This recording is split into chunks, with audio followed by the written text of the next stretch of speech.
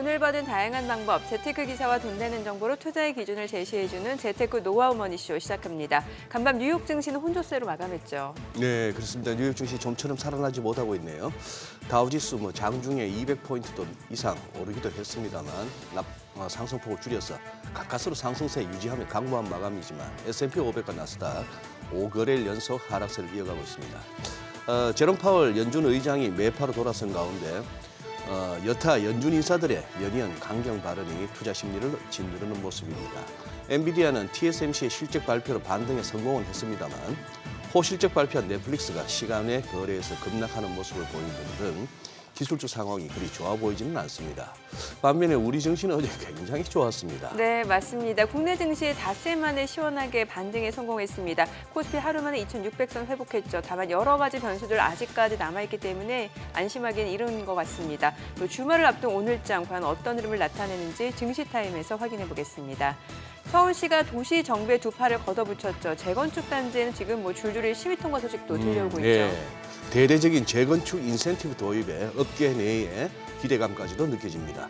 여기에 최근 청약 시장에도 훈풍이 불어오고 있다 보니 침체된 부동산 시장도 조금씩 기류가 바뀌는 거 아닌가 하는 기대 섞인 목소리가 나오는데요. 다양한 부동산 소식과 전망까지 하우머니에서 자세히 살펴보겠습니다. 네, 지금 보고 계신 머니쇼 유튜브에서도 라이브로 시청 가능하니까요. 많은 시청 부탁드립니다. 그럼 먼저 빠르게 돌아가는 글로벌 증시 상황부터 정리해 볼까요? 도지은 아나운서 소식 전해주시죠. 굿모닝 마켓입니다. 기업들의 실적 발표가 본격화되면서 시장의 변동성도 커지고 있습니다. 그런 와중에 연준 위원들의 매파 발언은 수위를 더해가고 있는데요. 하락이 길어질수록 버틸 수 있는 체력이 필요해 보입니다. 간밤 뉴욕 증시는 혼조세로 마무리됐습니다. 장 초반 상승 흐름을 보이는 듯 싶었지만 후반에 다시 미끄러졌는데요. 다우지수가 0.07% 소폭 상승한 반면 S&P 500과 나스닥은 0.22%, 0.52% 각각 하락 마감했습니다. 두 지수 모두 5거래일 연속 하락세 이어가고 있습니다. 주요 종목들도 흐름 보시면 마이크로소프트가 1.84% 하락했고 애플도 0.57% 약세 보였습니다. 엔비디아는 0.76% 반등이 나와줬습니다만 반도체 종목들은 대체로 약세 보였습니다. 구글은 간밤에도 0.37% 상승으로 마감했네요. 6위부터 10위도 보시면 메타가 1.54% 상승, 일라이릴리는 0.64% 약세 보였습니다. 테슬라는 도이치방크 평가 하향 소식 등에 힘입어서 3.5% 넘게 급락하는 모습도 보였습니다. 제롬 파월 연준 의장에 이어서 연준 내 실질적인 2인자로 불리는 존 윌리엄스 뉴욕 연은 총재 발언도 이어졌습니다. 윌리엄스 총재는 추가 금리 인상은 기본 입장은 아니지만 데이터가 목표인 2%를 달성하기 위해 더 높은 금리가 필요하다고 말한다면 우리는 분명히 그렇게 하고 싶을 것이다 라고 언급했습니다. 특히 금리 인상 카드도 테이블에 올릴 수 있다는 발언이 시장을 위축시켰습니다. 여기에 애틀랜타 연은 총재죠. 라파엘 보스틱 총재도 연말 전 금리 인하가 적절하지 않다는 입장을 거듭 내놨습니다. 금리 인상 카드도 카드지만 중요한 건 연준이 금리 인하를 서두르지 않을 것이란 태도를 두 사람 모두 공통적으로 강조하고 있다는 겁니다. 연준 위원들의 매파 발언이 더해지면서 국채금리 다시 치솟고 시장은 장중 하락세로 전환됐습니다. 연준 정책에 민감하게 반응하는 2년물이 특히 4.99%대까지 치솟으면서 5% 선에 바짝 다가섰습니다. 10년물 국채 수익률도 4.6%대의 오름세 보이며 마감했습니다. 이처럼 시장의 민감도가 높은 상황에서 실적 시즌 맞이하고 있는데요. 올해 들어 미국 증시 랠리를 주도했던 AI 수혜주 자연스럽게 이번 어닝 시즌에도 초점도 AI 수혜주에 맞춰줄 수밖에 없습니다. 특히 어제 시장 끌어내린 주범 ASML 실적 부진이었죠. 1분기에 시장 예상치 크게 밑도는 신규 수주액 발표하면서 AI 칩에 대한 수요 둔화 우려가 커져서 엔비디아를 포함한 반도체주와 AI 수혜주들 급락했는데 다음 타자로 자연스럽게 대만의 TSMC 실적에 투자자들의 관심이 쏠렸습니다. 다행히 TSMC는 시장 전망치를 뛰어넘는 어닝 서프라이즈 기록했습니다. 1분기 매출액과 순이익 모두 시장 예상치를 뛰어넘었고요. 최근 대만 지진으로 생산 차질 빚는 것 아니냐는 우려도 있었지만 생산 손실의 대부분은 2분기에 회복될 전망이라고 합니다. 하지만 깜짝 실적에도 불구하고 다음 분기 전망을 신중하게 제시하면서 주가는 되려 5% 가까이 급락했습니다. 이제 빅테크 기업들 실적 발표도 본격적으로 시작이 될 예정인데요. 빅테크 기업 중 가장 먼저 실적 발표한 넷플릭스, 장 마감 후에 실적이 나왔습니다. 가입자 수 증가 여부도 챙겨봐야 하는 기업인데 실적, 주당 순이익, 가입자 수까지 시장 예상치 모두 웃돌았습니다. 하지만 이렇게 긍정적인 실적에도 불구하고 다음 분기 실적 전망이 실망스럽다는 평가에 시간외에서는 하락하고 있다는 소식입니다. 국제 유가는 혼조세 보였습니다. WTI 배럴당 82달러 선에 오르면서 마감한 반면 브렌트유는 배럴당 87달러 선에 소폭 하락하면서 거래 마쳤습니다. 두 유종 모두 지난달 27일 이후 최저치입니다. 시장의 관심이 실적, 그중에서도 AI 수혜주들의 실적에 몰리고 있습니다. AI 인프라에 가동되는 AI 소프트웨어를 통해서 실질적인 수익 창출이 일어나야 AI 모멘텀도 2분기에 이어질 수 있을 텐데요. 이번 어닝 시즌에서 반도체와 하드웨어에 이어서 이 소프트웨어 기업의 실적도 함께 주목해 보시면 좋겠습니다. 굿모닝 마켓이었습니다.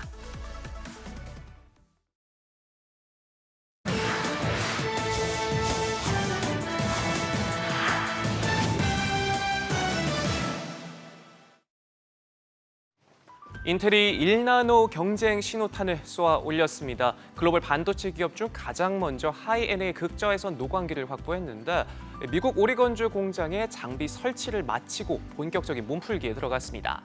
사측에 따르면 당초 기대보다도 빠른 속도로 안정기에 접어들면서 생산 라인에 본격적으로 투입하는 시기도 내년으로 앞당길 수 있게 됐는데요. 1.4나노 공정부터 본격 활용될 것으로 내다봤습니다. ASML이 만든 하이엔의 극자에선 노광기는 대당 5천억 원에 달하는 최고가 반도체 장비로 명품 EUV라고도 불립니다. 현재 유일하게 인텔만 보유하고 있는데 삼성의 경우 2027년쯤에나 같은 장비를 도입할 예정입니다. 전문가들은 장비를 확보하고 안정화시키는 시간까지 감안하면 최대 3년까지 기술 격차가 벌어질 수 있다고 전망했는데요. 인텔 기회를 놓치지 않고 적극 외부 고객사 확보에도 나서고 있습니다. 1.8나노급에서 이미 5개 고객사를 확보했고요. 잔고 수주 물량은 150억 달러, 우리 돈 20조 원을 넘어서면서 반도체 왕자 탈환에 속도를 내고 있습니다. 그런가 하면 세계 최대 파운드리 업체 대만 TSMC는 인공지능 훈풍을 타고 어닝 서프라이즈를 올렸습니다. 1분기 순이익은 9% 가까이 증가한 9조 5천억 원에 달해 시장 기대치를 훌쩍 뛰어넘었고요. 매출도 16% 넘게 늘었습니다. 다만 이번 실적은 지난 3일 대만을 강타한 강진으로 인한 피해가 반영되지 않은 만큼 시장에서는 2분기 실적에 어떤 변동이 생길지 주목하고 있습니다. TSMC 이 같은 호실적은 AI 반도체 수요 증가 영향으로 풀이됩니다. 특히 업계 선두인 엔비디아의 AI 반도체 GPU를 사실상 도맡아 생산하고 있는데요. 사측은 다음 분기에도 성장세를 이어갈 것으로 전망했습니다. 웬대왕 CFO는 다음 분기 매출은 1분기보다 4에서 8% 증가할 것으로 예상된다면서 이는 분기 매출로 사상 최고치가 될 가능성이 있다라고 자신했는데요. 최근 TSMC는 미국으로부터 66억 달러에 달하는 지원금을 받는 등 글로벌 생산 기지 확대에도 속도를 내고 있습니다. 글로벌 클라우드 강자들이 너나 할 것 없이 일본으로 향하고 있습니다. 마이크로소프트와 아마존에 이어서 오라클도 현지 데이터 센터를 열겠다며 지갑을 활짝 열었는데요. 10년간 우리 돈 11조 원이 넘는 돈을 쏟아붓기로 하고 또 설비 투자와 함께 정보 체제도 정비하기로 했습니다. 최근 미국 빅테크들 앞다퉈 일본의 대규모 투자 계획을 발표하고 있습니다. 데이터 외부 반출을 통제하려는 일본 정부의 정책과 더불어서 미중 갈등으로 중국 대신 일본을 아시아 데이터 센터 핵심 기지로 삼겠다는 전략이 맞아떨어진 결과로 볼 수 있겠죠. 앞서 마이크로소프트는 기시다 총리의 미국 국빈 방문에 맞춰 일본 AI 인프라 확장에 2년간 4조 원을 투자한다고 발표했고 아마존도 클라우드 인프라 구축을 위해 4년간 20조 원을 투자하겠다고 밝힌 바 있습니다. 애국 소비를 등에 업고 중국 샤오미와 화웨이가 각각 출시한 전기차와 최신 스마트폰이 불티나게 팔려나가고 있습니다. 특히 화웨이가 새롭게 내놓은 퓨라 70 스마트폰은 출시 1분 만에 매진됐는데요. 화면으로 그 인기 확인해 보시죠. 네, 보시는 것처럼 베이징과 상하이 선전의 플래그십 매장에는 수백 명이 장사진을 이뤘고 판매 사원들은 신제품을 당일에 받지 못할 수도 있다고 설명하기도 했다고 합니다. 현지 시장에서 애플의 아이폰을 밀어낸 저력을 다시 한번 여실히 보여줬고요. 샤오미의 첫 전기차 SU7의 인기도 만만치 않습니다. 사측은 판매 속도가 예상했던 것보다 5배까지 빠르다고 밝혔는데 출시 24시간 만에 8만 8천 대가 넘는 주문이 몰리는 등 큰 화제를 불러 모았습니다. 월가의 눈높이도 달라졌습니다. 골드만삭스는 올해 주문량이 10만 대에 이를 것으로 내다봤는데요. 현지 시장의 마음을 사로잡은 데 이어서 글로벌 마켓까지 그 인기를 넓혀나갈 수 있을지 관심 갖고 지켜봐야겠습니다. 지금까지 글로벌 비즈였습니다. 어제장 이슈가 있었던 업종 살펴보는 기업 이슈 시간입니다. 어제 우리 시장을 오랜만에 큰 폭으로 올라주면서 대부분의 종목들이 모두 반등에 나섰습니다. 특히 어제 시장에 모멘텀을 넣어준 이슈들 체크해 보겠습니다. 어제 TSMC가 사상 최고 수준의 실적을 발표하면서 국내 반도체 기업들이 크게 올랐죠. 자세한 실적 살펴보면 TSMC는 올해 1분기 순이익이 약 9조 6천억 원을 기록하면서 전년 동기 대비 8.9% 증가했고 시장 예상치도 훌쩍 뛰어넘었습니다. 올해 1분기 매출도 전년 동기 대비 16.5% 증가하면서 매출과 순이익 모두 역대 최대 규모를 달성했습니다. AI용 반도체에 대한 수요가 크게 늘어나면서 TSMC도 매출 호조세를 기록한 것으로 풀이되는데요. 이로 인해 반도체 업황 회복에 대한 기대감이 더욱 커졌죠. 실제로 외신에서는 TSMC의 위탁 생산 매출이 지난해 4분기에 14년 만에 감소했지만 올해 1분기에 다시 성장 궤도로 돌아왔다고 설명했습니다. 이렇게 TSMC가 반도체주 투심을 끌어올리면서 어제 반도체 관련주들이 강세 흐름을 보였는데요. 다만 오늘 뉴욕장에서는 TSMC를 비롯해서 반도체 종목들이 크게 빠진 만큼 오늘 장에서의 움직임은 예의주시해야겠습니다. 어제 YIK가 상한가에 마감됐고 TSMC의 국내 유일 공식 협력사인 에이징랜드가 11%대 뛰었습니다. 이어서 네오셈이 11.63%, 한미반도체가 4.62% 올랐고요. 삼성전자는 어제 1% 가까이 오르면서 장중 8만 원 선을 회복하기도 했습니다. 최근 미중 갈등이 심화될 때마다 우리 기업들이 반사이익에 대한 기대감에 상승하고 있습니다. 어제도 미국 바이든 대통령이 중국산 철강과 알루미늄에 대한 관세를 3배 인상한다는 소식에 관련주들이 일제히 급등했죠. 현재 중국산 철강과 알루미늄 제품의 관세는 평균적으로 약 7.5% 수준인데요. 바이든 대통령은 이를 25%까지 끌어올릴 수 있도록 미국 무역대표부에 지시했다고 합니다. 중국은 그동안 글로벌 시장에 철강과 알루미늄을 저렴한 가격에 내놓는 저가 공세 전략을 내세우고 있었는데 백악관은 이로 인해서 미국산 제품이 인위적으로 약화하고 있다면서 이 같은 관세 조치에 나섰습니다. 현재 미국뿐만 아니라 EU와 브라질 등 다수의 국가들이 중국의 덤핑 수출에 맞서 보호무역 조치를 검토하고 있는 상황인 만큼 한국과 일본, 독일 등의 경쟁 기업들이 수혜를 입을 것으로 전망되고 있습니다. 이런 이슈에 어제 철강주와 알루미늄주 모두 크게 올랐고요. 미중 갈등 수혜주 중 하나인 조선주도 함께 강세 흐름을 시어내는 점 참고하시면 좋을 것 같습니다. 어제 마감 상황 살펴보면 철강주인 포스코 스틸리노, 포스코 홀딩스가 각각 10.76%, 5.12% 올랐고요. 현대제철이 4.57% 상승했습니다. 이어서 알루미늄주인 사마알미늄, 조일알미늄이 각각 8%대, 6%대 상승세를 기록했습니다. 어제 안덕근 산업부 장관이 이르면 다음 주에 체코를 찾아 원전 수주에 속도를 낼 것이라는 소식이 나오면서 원전 관련주들도 들썩였습니다. 30조 원 규모의 체코 신규 원전 입찰이 이달 말에 마감하면서 막판 승부수를 던지기 위해 산업부 장관이 직접 발벗고 나선다는 분석입니다. 이번 입찰에서 한국은 프랑스 전력공사와 2파선 양상을 보이고 있는데요. 한국은 가격 경쟁력이 최대 강점으로 꼽힌다고 합니다. 또한 산업부 장관은 현재 원전 수주에 발목을 잡고 있는 미국 원전기업 웨스팅하우스와 우리 기업과의 분쟁도 해결하기 위해 협의에 나설 것으로 알려졌습니다. 다만 현재 원전업계에서는 야당의 압승이 원전 수출 계획에 상당한 차질을 줄 수 있다며 우려하고 있는데요. 우려를 뒤집고 한국이 우선 협상 대상자로 선정될 수 있을지 지켜봐야겠습니다. 원전주 흐름 살펴보면 LS 일렉트릭과 현대중공업이 8%대 올랐고요. 금양그린파워가 6%대 상승했습니다. 이어서 BH이어와 두산 에너빌리티가 각각 5.25%, 4.05% 상승 마감했습니다. 한동안 부진하던 제약바이오 업종들이 어제는 다시 살아나는 모습을 보였습니다. 특히 비만 치료제 관련주들이 강세 흐름을 보였는데요. 비만 치료제 제품은 정말 이제 현대판 만병통치약인 것 같습니다. 비만 치료제는 현재 뇌질환, 내시 치료제, 심혈관 질환 등 다양한 적응증으로 활용 범위가 확대되고 있는데 이에 더해서 수면 무호흡증 개선 효과도 새롭게 확인됐습니다. 어제 일라일리는 자사 비만 치료제 젯바운드가 수면 무호흡증의 첫 치료 치료제가 될 수 있다면서 젯바운드의 주성분을 사용한 임상 3상 시험에서 폐쇄성 무호흡증 환자의 최대 63%가 증상이 개선됐다고 밝혔죠. 또한 한동안 비만 치료제는 자살 충동을 유발한다는 논란에 휩싸였었는데요. 이에 대한 오명을 벗게 됐습니다. 유럽 의약품청은 비만 치료에 쓰이는 GLP-1 약물과 자살 충동 연관성은 없다고 결론을 내렸죠.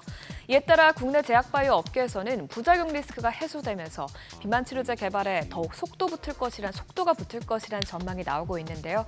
이 소식에 어제 비만 치료제가 들썩였습니다. 펩트론이 20% 넘게 급등했고 대화제약도 8%대 오르면서 강세 흐름을 나타냈습니다. 이어서 한미약품은 6.22%, 또 한국 BNC는 GLP-1을 활용한 치매 신약에 대해 5개국과 독점 판권 계약을 체결하면서 4%대 상승했습니다. 지금까지 어제장 이슈 살펴봤습니다. 참고하셔서 한 주의 마지막엔 금요일 투자에 도움되시길 바랍니다.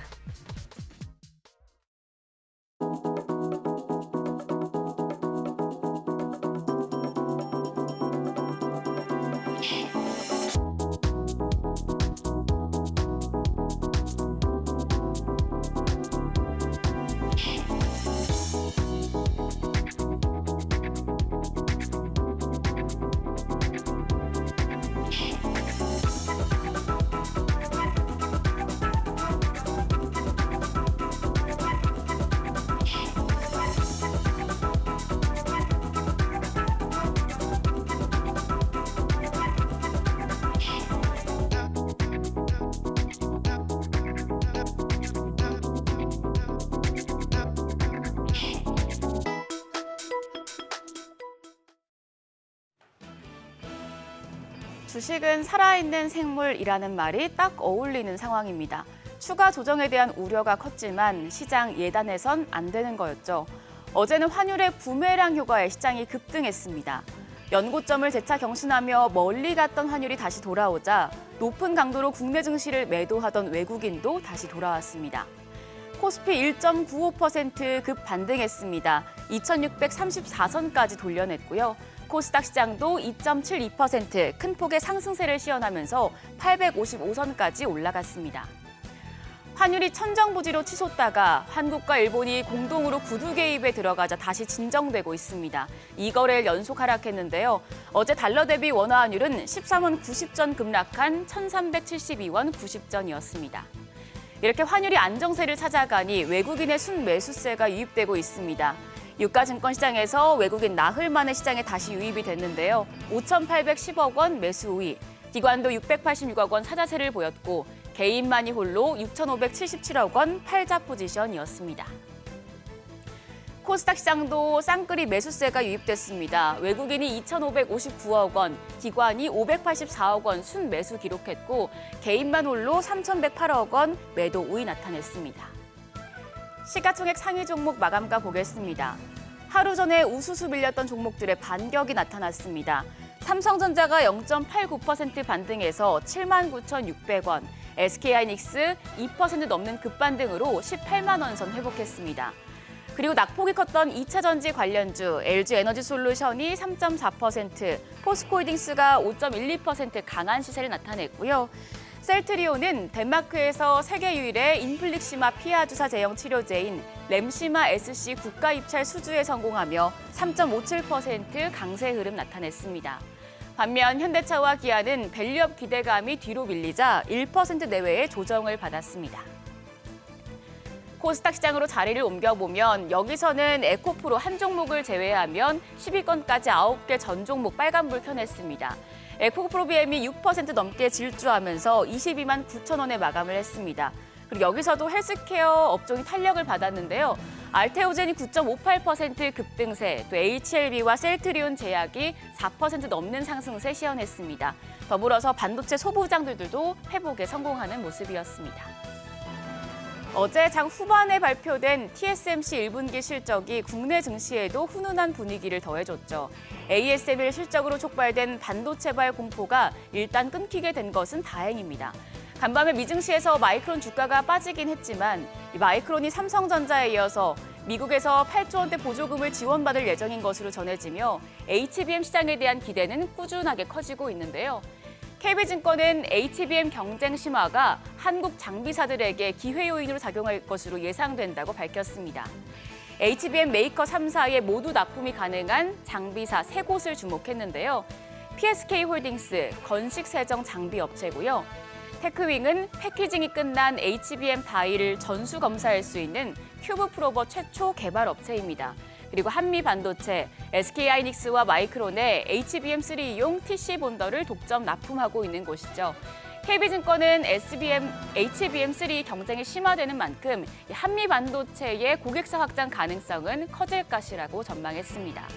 그리고 반도체 후고정 테스트 단계에서 웨이퍼 테스트 분야도 주목했습니다. DDR5용 웨이퍼 테스트를 개조해서 HBM용 웨이퍼 테스트 수요가 증가하고 있기 때문인데요. YIK와 DI를 추천 종목으로 꼽았습니다. 한편 하나증권은 방산주에 주목했습니다. 최근에 골드만삭스에서 유럽 국가들의 잇따른 국방비 증가로 방산 기업들을 주목하라고 전하는 등 방산주가 주목받고 있는데요. EU 집행위원회가 EU와 우크라이나의 방위산업 육성 목적으로 EU 방위산업 전략을 발표했습니다. 국내 방산 수출에 큰 비중을 차지하고 있는 EU가 역내 방산 시장을 키우려고 함은 리스크로 여겨집니다. 하지만 하나증권은 그렇게 걱정할 필요가 없다면서 매수 의견을 유지했는데요. 한국과 EU의 정치적 그리고 지정학적 갈등 요소가 포착되지 않는 만큼 무기 공급을 중단할 사유가 없다는 분석이고요. 또 국내 방산이 가격과 납기 경쟁력을 기반으로 글로벌 시장 내에서 마켓 시장 점유율을 점점 높여갈 것이라고 전망했습니다. 자, 한 주의 마지막 거래일 금요일입니다. 간밤에 미증시가 또 부진한 흐름을 보인 점은 우려스럽지만 환율의 영향으로 시장이 탄력적으로 올라와준 터라 오늘장 초반 분위기 예의주시하며 방향성 잡으셔야겠습니다. 지금까지 어제장 오늘장이었습니다.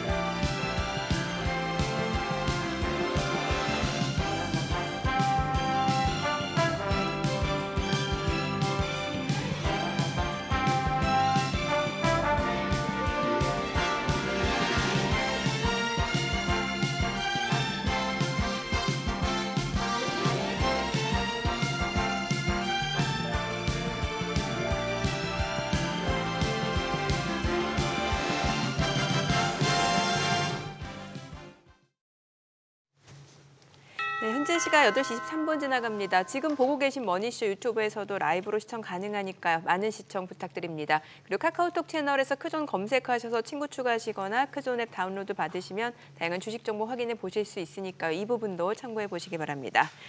간밤 뉴욕 증시 최근에 좀 많이 올라오긴 했습니다만 지금 계속해서 좀 횡보 흐름이 이어지는 것 같고 어제 국내 증시는 또 외국인 현선물 모두 매수 나타내면서 시장 상승을 이끌었고 어떻게 봐야 될지 좀 헷갈리네요. 그렇죠. 예. 예, 뉴욕 증시는 5거래일 연속 하락이니까 이렇게 보고 있으면 좀 차트도 꺾이는 모습이 완연한데 네.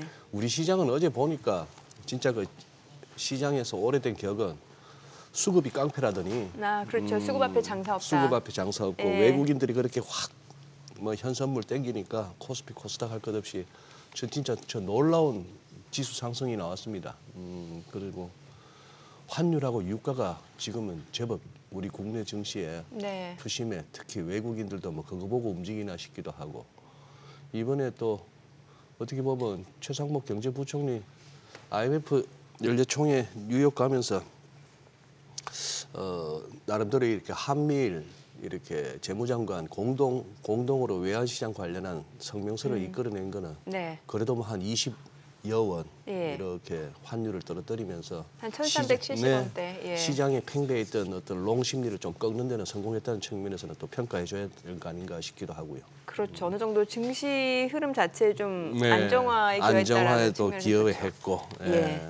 자, 오늘 그럼 메리츠증권의 강재원 부장님 바로 모셔서 얘기 예, 나눠볼까요? 그러시죠. 어서 오세요. 네, 어서 오세요, 강 안녕하십니까. 부장님. 네.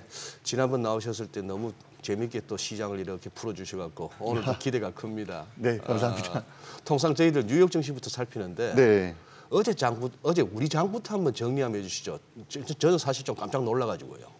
예, 일단 어저께 엄청난 급등세가 나왔었고 주초만 해도 시장이 완전히 무너질 것 같은 글쎄, 분위기였었는데 분위기가 싸했는데. 예, 전일 강한 반등으로 좀 한숨을 돌린 분위기입니다. 어쨌든 환율도 전방위적 개입을 통해서 안정화가 됐고 네. 그다음에 이제 사실 한번 만들어진 하락 추세가 쉽게 꺾일 것 같은 분위기는 아니다. 좀 그래도 역시나 급등에서는 우려를 해봐야 된다라는 생각이 들고요. 급등? 예, 시장이 급등했을 경우에는 조심해야 된다. 예. 예.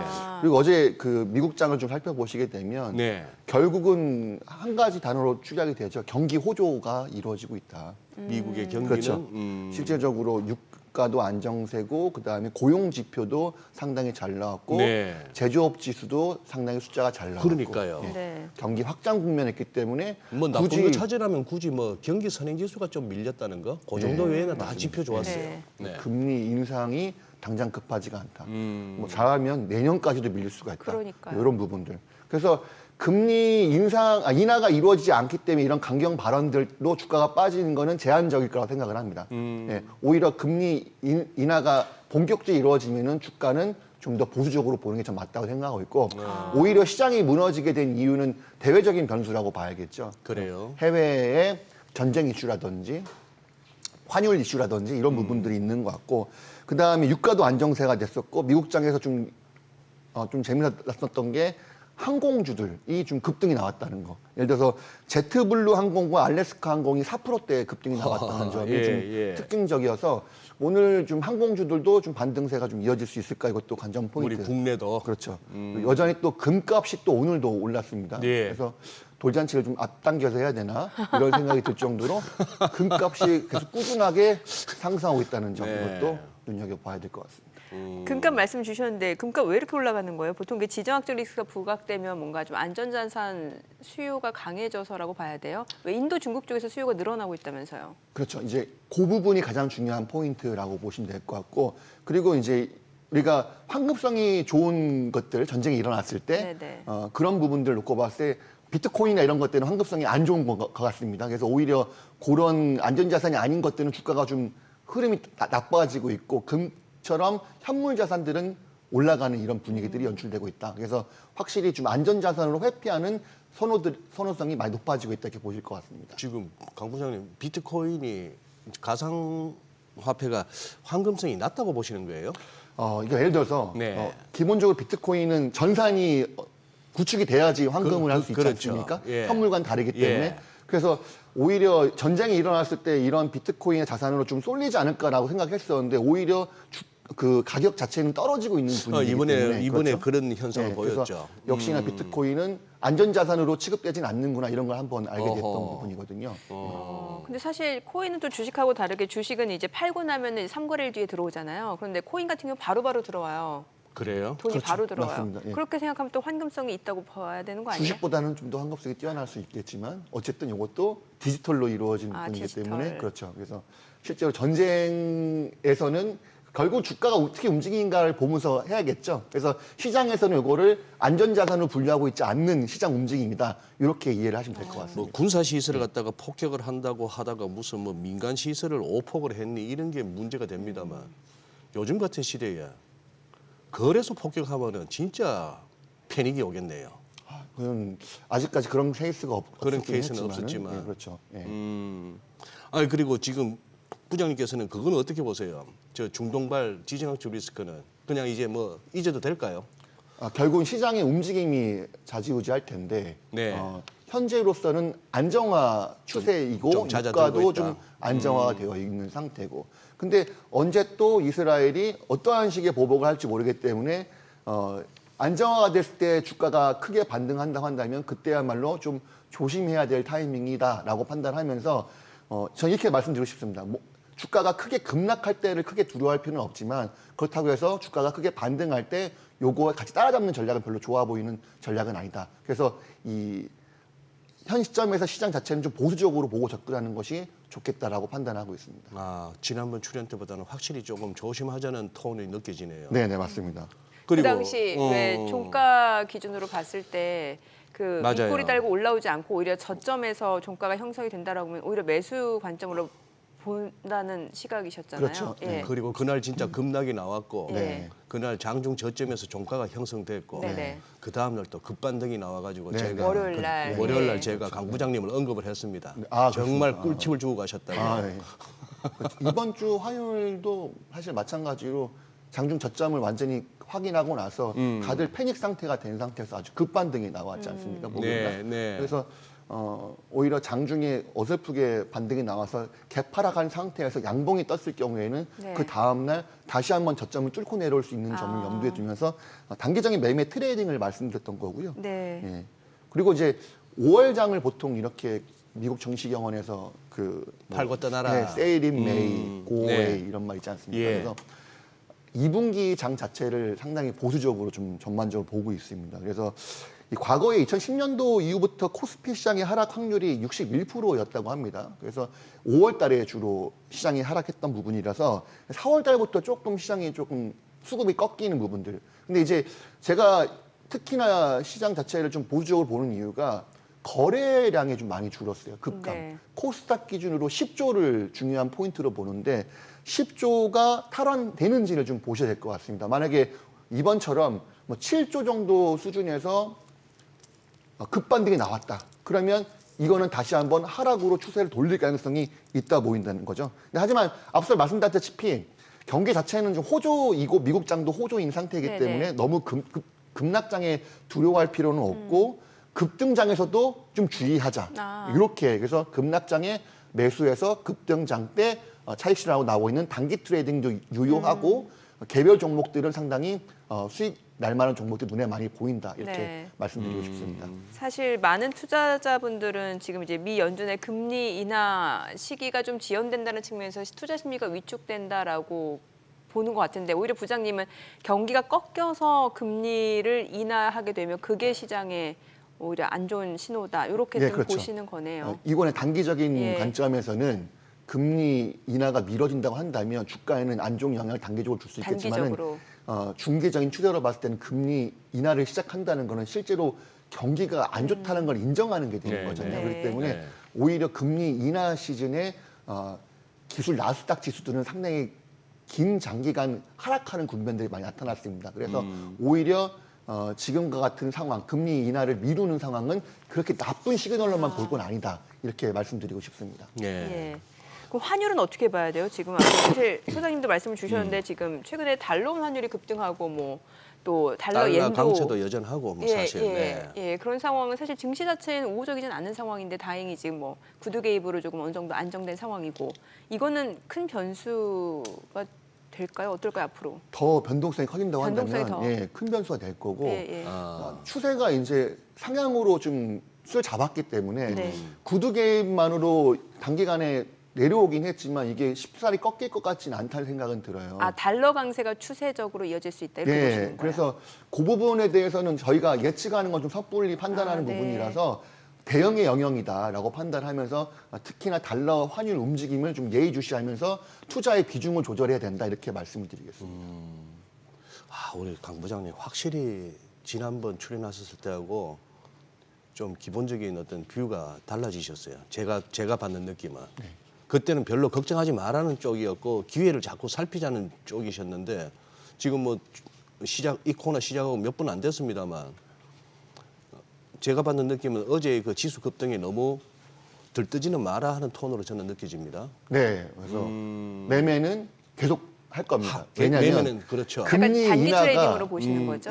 단기 트레이딩으로 그렇죠. 네. 보시는 거죠? 단기 트레이딩 말씀드리는 거고 그렇죠. 금리 인하가 실제로 내년에 미뤄진다고 한다면 네. 제가 생각했던 것보다 시장이 더 먹을 거리가 많을 수도 있어요. 올해 오히려. 한 해 동안. 아, 네, 그래서 약간 지금 더 지켜봐야 될 거고 시장에 워낙 변동성이 크기 때문에 네. 또 다음 주에 제 의견이 바뀔 수는 있겠죠. 그렇죠. 하지만 현 그건 뭐 시점에서는 언제든지. 네. 시점에서는 급등이 나왔을 경우에는 조심해야 된다. 흥분하면 안 된다. 또 종목들도 크게 오른 종목들 따라가는 전략이 절대 현 시점에서 맞지 않기 때문에 아하. 자기가 좋아하는 종목들이 급락에 나왔을 때 따라잡는 그때 눌림목에 사는 전략이 훨씬 더 유리하다 이런 말씀을 드리고 싶습니다. 예. 지금 이제 막 TV를 켜시거나 이제 유튜브 들어오신 분들이 우리 강 부장님 설명이 귀에 쏙쏙 들어오시는 것 같은데 누구신가 싶으시기도 할 것 같아요. 자주 못 나오셨으니까. 우리 저 짱짱한 메리츠 정권 영업부의 강재현 부장님이십니다. 부장님. 근데 지금 원샷 잡히면은 프로필이 한 번 더 들어가겠죠. 예. 이따 나가겠죠 또. 네. 저기 흐뭇해하셔. 아니 근데 지금 우리 왜 그거 했잖아요. 미국 아침에 눈 뜨면 나스닥부터 확인하고 NDFC에서 확인하고 하는 이유가 개장 초에는 미국장 흐름을 갖다가 쫓아가니까.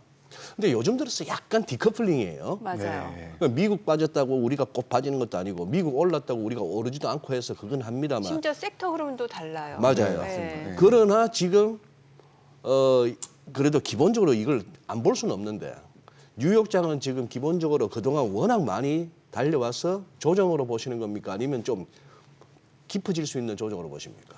너무 급등하고 달렸기 때문에 쉬어가는 국면. 쉬어가는 현 국면. 시점에서는 왜냐하면 지금 주가가 하락하는 것도 완전히 급락 수준은 아니에요.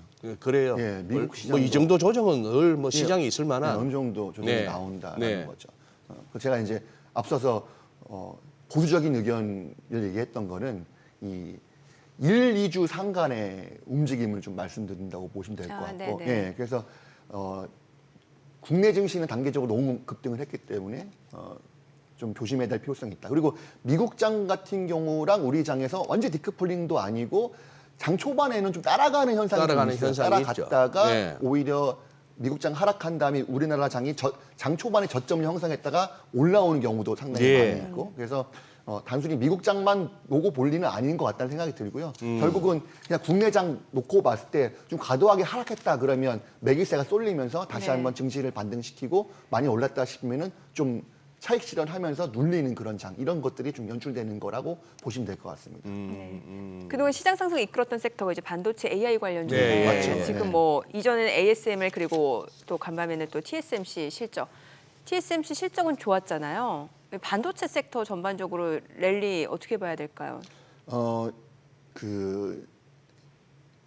삼성전자가 역대급 반도체 보조금 나오는 시점부터 주가가 예. 갑자기 확 밀렸단 말이에요. 아 그게 미국에서 그 반도체법으로 예, 그렇죠. 9조 원, 8조 9천억 네. 원. 예. 그때 반도체가 밀리니까 다른 종목도 덩달아 같이 주가가 크게 네네. 하락했었는데 이제 그거를 급반등하면서 어떤 종목들은 반도체 장비들 중에 전고점을 완전히 탈환한 종목들도 상당히 많이 나왔습니다.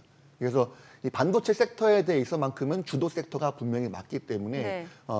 이 섹터의 종목에 대해서는 매매를 여기서 하시는 게 상당히 유리하다. 아. 그래서 반도체 섹터를 가장 많이 중요하게 보고 있고 다만 앞서 말씀드렸다시피 이 종목들도 항상 조정을 어김없이 주기 때문에 단기 급등에 따라잡으면서 이거 전고점을 돌파했기 때문에 따라잡는 추세 매매는 현 시점에서는 맞지 않는다. 네. 이게 대세 상승이고 시장을 아주 낙관적으로 봤을 경우에는요. 상승하고 돌파하는 종목들을 따라잡았을 때 더 크게 상승하는 경우가 많이 있는데 맞아요. 예. 현 시점에서는 코스닥 거래량이 10조 미만에서 움직일 때 네. 지금 한 7조 정도 움직이고 있지 예. 않습니까? 이 상황에서는 달리는 말에 올라타는 이 전략 자체가 맞지는 않아요. 네, 그래서 조정이 나와서 눌림목이 나왔을 때 가장 매력적으로 보이는 종목들은 역시나 반도체 네네. 관련 종목들이지만 급등에 따라잡지 말고 눌림에 들어가자 이런 말씀을 좀 다시 한번 강조드리고 싶습니다. 아, 그러니까 그동안 달렸던 말이 조금 쉬어갈 때 사서 또 올라가면 팔고 이런 전략을 말씀을 주시는 거예요. 네, 맞습니다. 네. 예. 그냥 부장님 촉을 한번 듣고 싶어가지고 삼성전자 9만 원 하고 SK 하이닉스 20만 원 중에 어느 놈이 먼저 빨리 갈 것 같습니까? 현 시점에서 오히려 모멘텀은 SK 하이닉스 모멘텀이 더 강하다고 볼 수 있죠. SK가 더 강하다 모멘텀은. 그렇죠. 왜냐하면 삼성전자는 보조금 발표가 이미 나왔고 SK 하이닉스는 기대감은 살아있고 라고 있기 때문에 하지만 저는 이제 제 자녀에게는 삼성전자 주식을 매달 사주고 있습니다. 예. 적립식으로. 그렇죠. 적금처럼. 예. 그러니까 단기냐 중장기냐의 차이네요. 어떻게 보면 투자 전략에 있어서. 제가 한 번도 해보지 않은 아주 매우 장기. 그래서 매우 장기, 삼성전자. 예, 적금이란 표현보다는 오히려 변액보험이란 표현을 쓰면 맞겠네요. 변액보험의 만기는 10년이지 않습니까? 저는 이제 요거를 10년 동안 계속 꾸준히 뭐 50만 원, 30만 원 그 자녀분도 아빠가 꾸준히 그걸 사 먹고 있다는 거 제가 알고 뭘 사고 있습니까? 있는지 모를 겁니다. 너무 어려가지고. 근데 알고는 있어요. 아빠가 날 위해서 사 먹고 계시다 하는 거를. 아, 전혀 모를 겁니다. 왜냐하면 아직 돌잔치도 못했기 때문에. 네. 그러니까 다달이 그냥 다달이 약간 적금 들듯이 지금 변액보험, 네, 변액보험 그렇죠, 해서 그렇죠. 예. 10년간, 최소 10년간, 길게는 10년 20년 동안. 예, 예. 대학 갈 때까지. 기대됩니다. 돌잔치 때 반지 몇 개 들어올 텐데 요즘은 짭짤하겠습니다. 아, 예, 기대하고 있습니다. 그 테슬라도 좀 여쭤보고 싶은 게 지금 테슬라 같은 경우는 사실 좀 뭐 1분기 인도량도 안 좋았고 또 최근에는 일론 머스크 그 테슬라 이사회에서 그 이슈도 있잖아요. 네. 그게 한 77조 원 되죠. 맞습니다. 네. 간밤에 주가도 좀 많이 떨어졌고 이미 160달러를 이탈한 상황인데 네. 어떨까요? 사실 많은 개인 투자자분들이 가격 메리트를 느끼고 좀 사신 분들도 꽤 있으시단 말이에요. 상당히 지금 불안한 투자 전략이 이런 것 같고요. 왜냐하면 이제 인원 감축을 시작했지 예. 않습니까? 인원 감축하고 나서 이게 효과가 나타나려고 한다면 최소 1년 이상이 걸립니다. 그래서 이게 장기 추세로 하락하고 있는 부분이기 때문에 이 바닥을 예측하기가 쉽지가 않아요. 그래서 현 시점에서는 물타기도 조금 조심해야 될 필요성이 있다라고 판단하고 있고요. 아, 바닥을 예측할 수가 없다. 예, 예측하기가 쉽지가 않다. 어느 정도까지 주가가 하락할지 알 수 없기 때문에. 그래서 제가 지지난주에 나왔을 경우에는 테슬라에 대한 반사이익에 대해 말씀드렸던 거는 단기 트레이딩 관점에서 말씀드렸던 것 같고 네. 중기적인 관점에서 봤을 때는 테슬라는 아직은 바닥 확인이 좀 필요한 시점이 아닐까라고 판단하고 있습니다. 그래요. 2차 전지 그러면 연관지어서 어떻게 생각해 볼 수 있어요? 어제 2차 전지주는 좀 그래도 반등을 보여줬거든요. 네. 예, 테슬라 전체적으로 전기차 수요가 부진한 것으로 확인이 된다라고 하면 2차 전지 배터리 쪽도 영향이 있을 수밖에 없는 거잖아요. 그렇죠. 기존의 2차 전지주들과 전고체 2차 전지주들을 좀 분리해서 생각을 해봐야 되는데 과거에 천정 모르고 상승했던 종목들은 LNF나 에코프로 이런 종목들은 추세 하락이기 때문에 이 반등이 나오려면 시간이 좀 걸릴 거라 생각이 됩니다. 그래요. 반면에 이제 전고체 배터리 우리가 뭐 대표적으로 알고 삼성 있는 SDI, 맞습니다. 예. 그다음에 이수 스페셜티 케미컬, 필 에너지, 레이크 머티리얼즈 이런 종목들은 1차 조정이 나온 상태죠, 현재. 그렇기 때문에 가격 매력도는 상당히 높아 보이고 만약에 이번 상승을 놓치게 된다고 한다면은 주가가 전고점 돌파하고 나서 2차 조정이 나올 때 네. 그때 접근해도 늦지 않는다. 하지만 접근은 반드시 돌파 때보다는 조정이 나와서 눌렸을 때 들어가신 전략이 유리해 보인다 이렇게 말씀드리고 싶습니다. 미국 장에 요새 진짜 그 시세 좋았던 일라이 릴리 이게 그 비만 치료제 덕으로 그렇죠, 이렇게 예. 왔죠. 네, 맞습니다. 지금 사실 최근 한 2달 동안은 거의 횡보 수준이라서 여기 이후에 이제 승부가 중요해졌는데 결국은 우리 국내도 뭐 비만 치료제 기대감으로 상당히 그쪽 바이오 제약 쪽이 좀 움직였지 않습니까? 뭐 최근에 또 HLB는 상당한 또 어떤 이슈가 됐었고 바이오 한번 짚어주시죠. 이게 바이오 종목을 제가 네. 불과 한 3, 4주 전, 한 달 정도 전에는 예. 매매에 적극적으로 개입을 했었고요.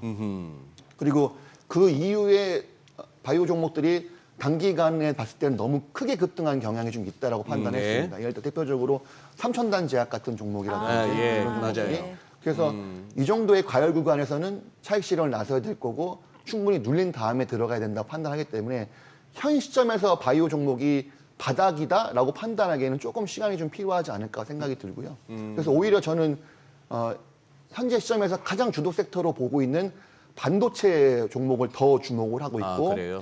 예. 반도체 종목에서 피킹을 해서 가장 매력적인 종목을 찾아야 된다라고 판단하고 있습니다.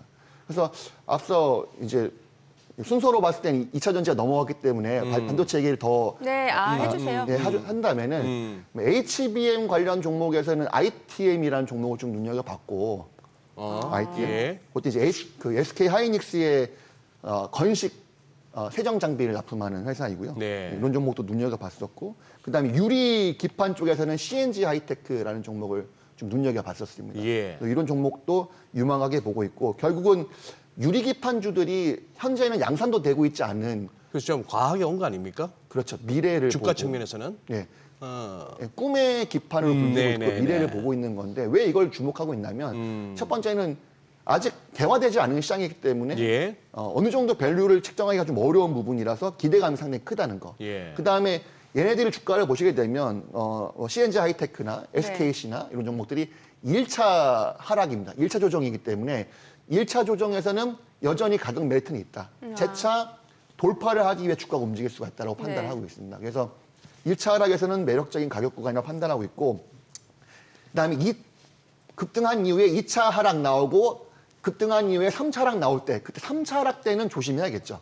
그때는 신민도가 떨어지기 때문에. 그래서 이런 반도체 관련 종목 중에서 한 종목의 탑픽을 보자고 한다면은 저는 좀 눈여겨보이는 종목이 있어서 좀 소개를 해드리고 싶은데, 이제 앵커님은 그 수급이 좋은 종목과 실적이 좋은 종목 중에 어떤 종목을 더 선호하시나요? 저 수급이요. 저도요. 두 분 수급이시고. 예, 실적 다 필요 없더라고요. 수급. 예. 정답이죠. 네, 정답입니다. 그다음에 일단 정답은 맞췄습니다. 새로운 시장을 개척하고 있는 기업과 기존의 시장에서 아주 대규모 수주가 나올 것 같은 기업. 저 대규모 수주. 대규모 수주.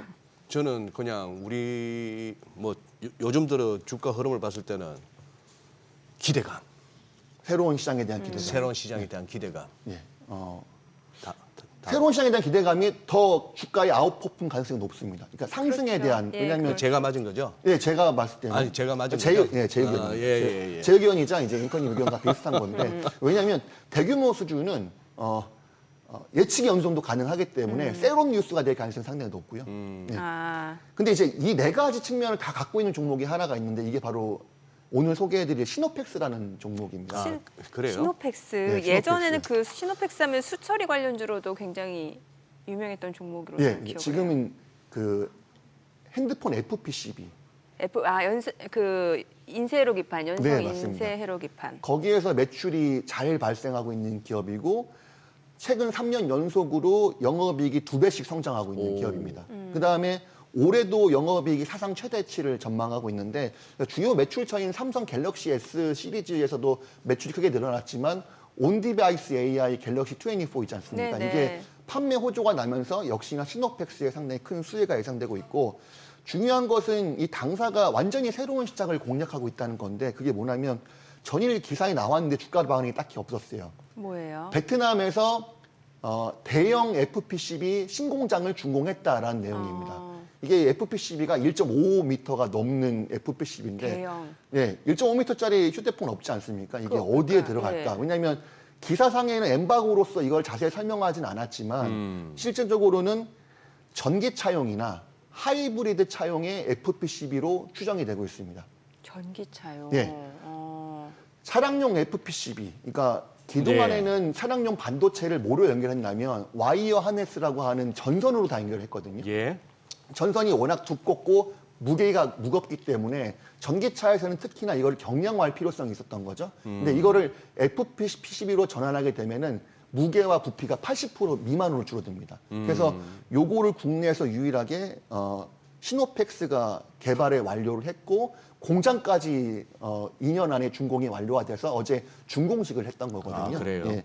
그래서 국내에서는 이걸 생산할 수 있는 기업이 인터플렉스도 아니고 BH도 아니고 유일하게 시노펙스만이 이걸 생산할 수 있는 기업이라고 예. 보시면 되겠습니다. 왜냐하면 기존의 휴대폰용 FPCB 공장에서는 이 자동 차량용 FPCB 생산이 불가능합니다. 완전히 새로운 공장을 만들어야 되기 때문에 예. 향후 2년 안에는 차량용 FPCB에서는 이 회사의 신제품을 따라올 수 있는 기업이 현재는 없다고 보시면 될 것 같고 이 퀀텀 점프가 가능한 상황이다라고 보시면 되겠습니다. 근데 이 회사가 기존에 없었던 시장 개척한 게 또 한 가지가 더 있는데 이거는 예. 이제 뒤에서 기회가 된다면 다시 한번 설명드리도록 하겠습니다. 네. 자, 그럼 호가를 좀 먼저 볼게요. 자, 지금 시각 8시 49분 지나갑니다. 오늘 양시장 예상 체결지수부터 좀 확인해 보도록 하겠습니다. 먼저 코스피입니다.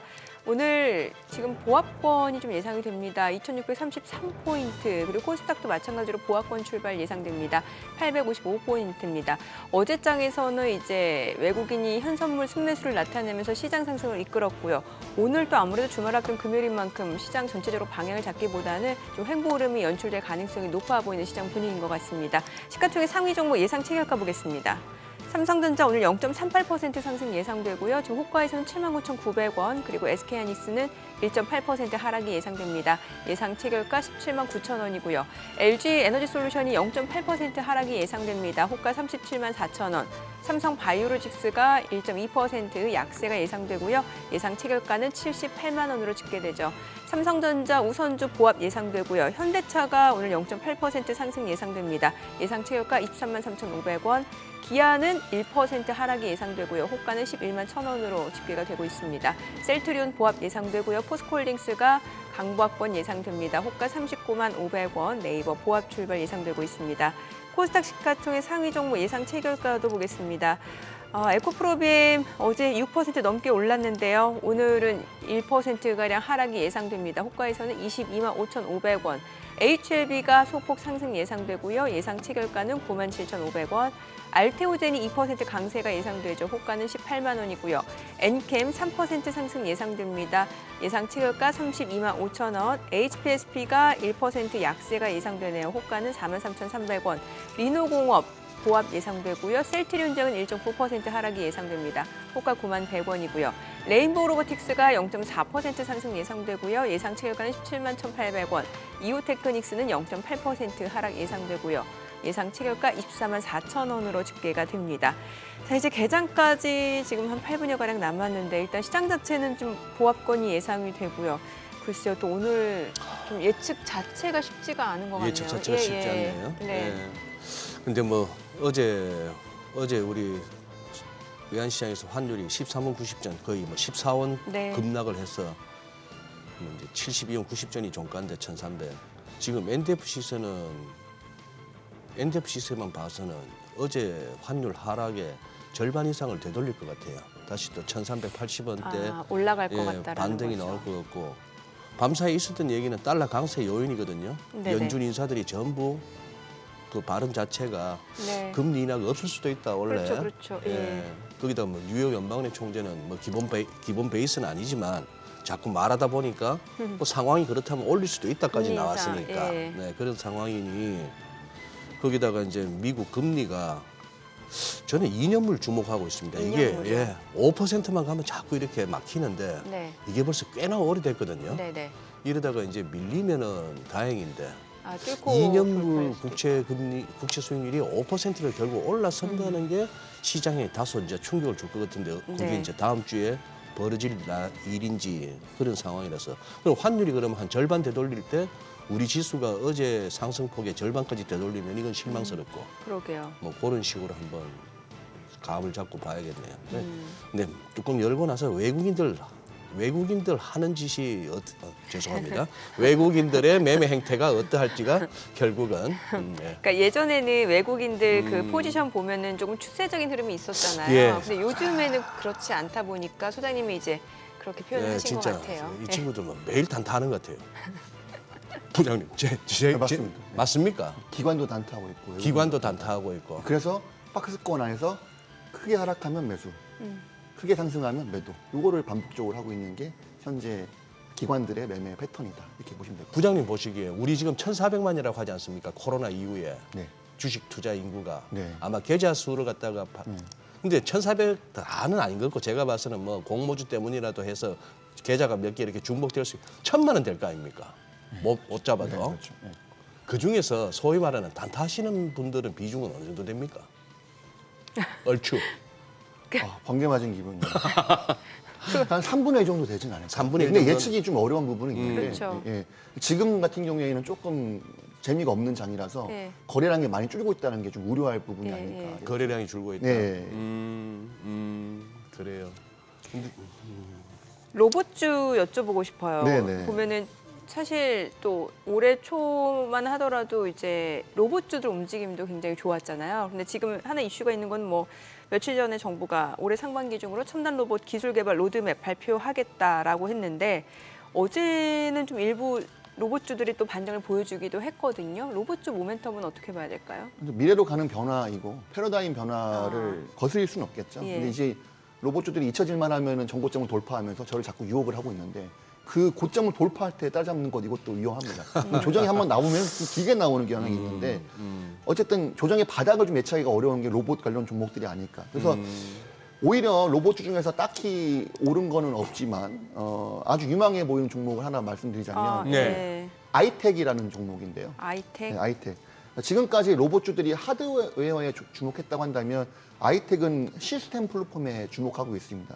소위 이 로봇 하드웨어는 고철이잖아요. 시간 지나고 나면. 예. 이거를 조정하는 시스템이 장악을 한다. 결국 이 회사가 로봇 관제 솔루션인 이코르라고 하는 통합 제어 시스템을 만들고 있는데 예를 들어 식당에서 A라는 로봇이 이렇게 서빙을 보고 있었는데 네네. 이게 너무 노후됐어요. 예. 그래서 B라는 로봇을 교체했습니다. 근데 A도 그냥 버리기 아깝잖아요. 네네. 그럼 이게 두 개가 돌아다니다 보면 충돌을 합니다. 예. 그래서 이거를 새로운 신제품이 나와도 통합으로 관제할 수 있는 시스템이 바로 이코르다라고 보시면 됩니다. 오. 네, 그래서 이 많은 로봇들을 통합으로 관제할 수 있는 유일한 솔루션 분야의 최대 강자가 아이텍이기 때문에 본 종목도 최근에 주가가 좀 꿈틀꿈틀하고 있고 매집이 다 끝난 상태로 보여져요. 매집이 끝났다. 네, 그래서 이 종목은 조금 누설일 수 있겠지만은 단기간 내에 급등할 가능성이 높아 보이는 누설이라 하시면 청기누설. 그 청기까지 하면 제가 이제 아. 어떤 종교인이 되기 때문에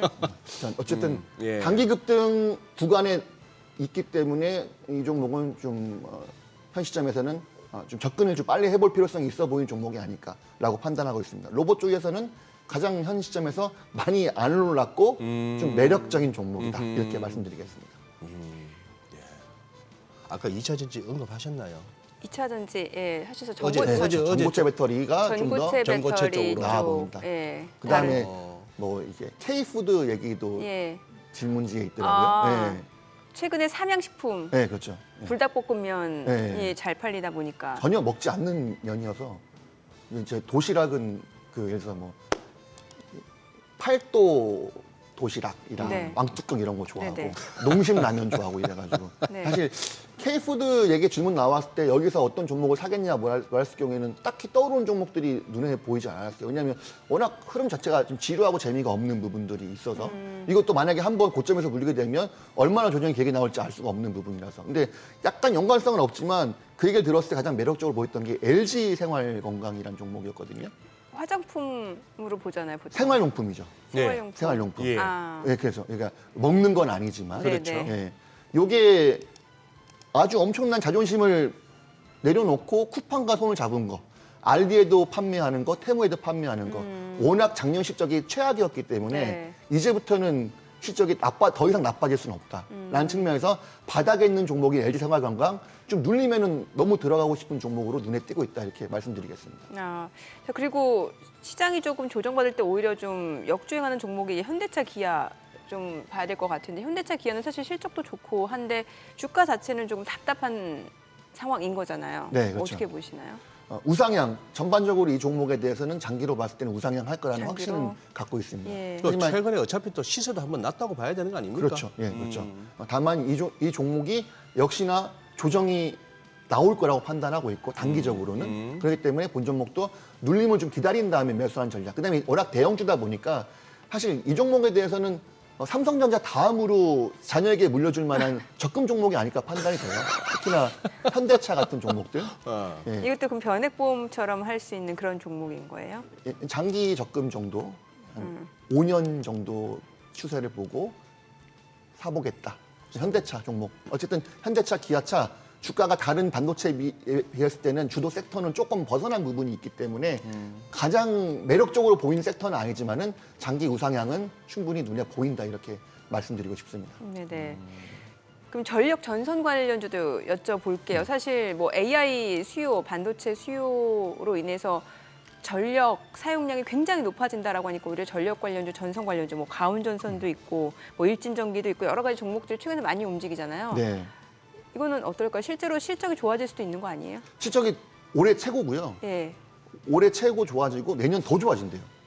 그러니까 이게 단순 내년에는 테마로 더 보기. 좋아진다. 예, 그렇기 보다는- 때문에 예. 제가 장기 트레이딩을 중점적으로 하고 있고 대부분 오르면 파세요라고 말하지만 이 종목들 군에서만큼은 예. 그냥 끝까지 한번 들고 가보십시오라고 계속 들고 말하고 가보시라. 있습니다. 저도 실제로 본 종목에 대해서는 고점 돌파하더라도 매도를 절대 하지 않습니다. 현대 일렉트릭, 일진전기 이런 종목들 네네. 얼마나 올라가는지 두고 봐야 된다. 다만 이거를 팔 시점은 분기 실적 발표가 나올 때 네. 미스가 나온다면 실적이 예상에 못 한번 그럼 미치면 그 내용을 저희가 개장하고 조금 네. 더 들어보도록 하겠습니다. 오늘 국내 증시 흐름 확인해 보도록 하겠습니다. 개장합니다.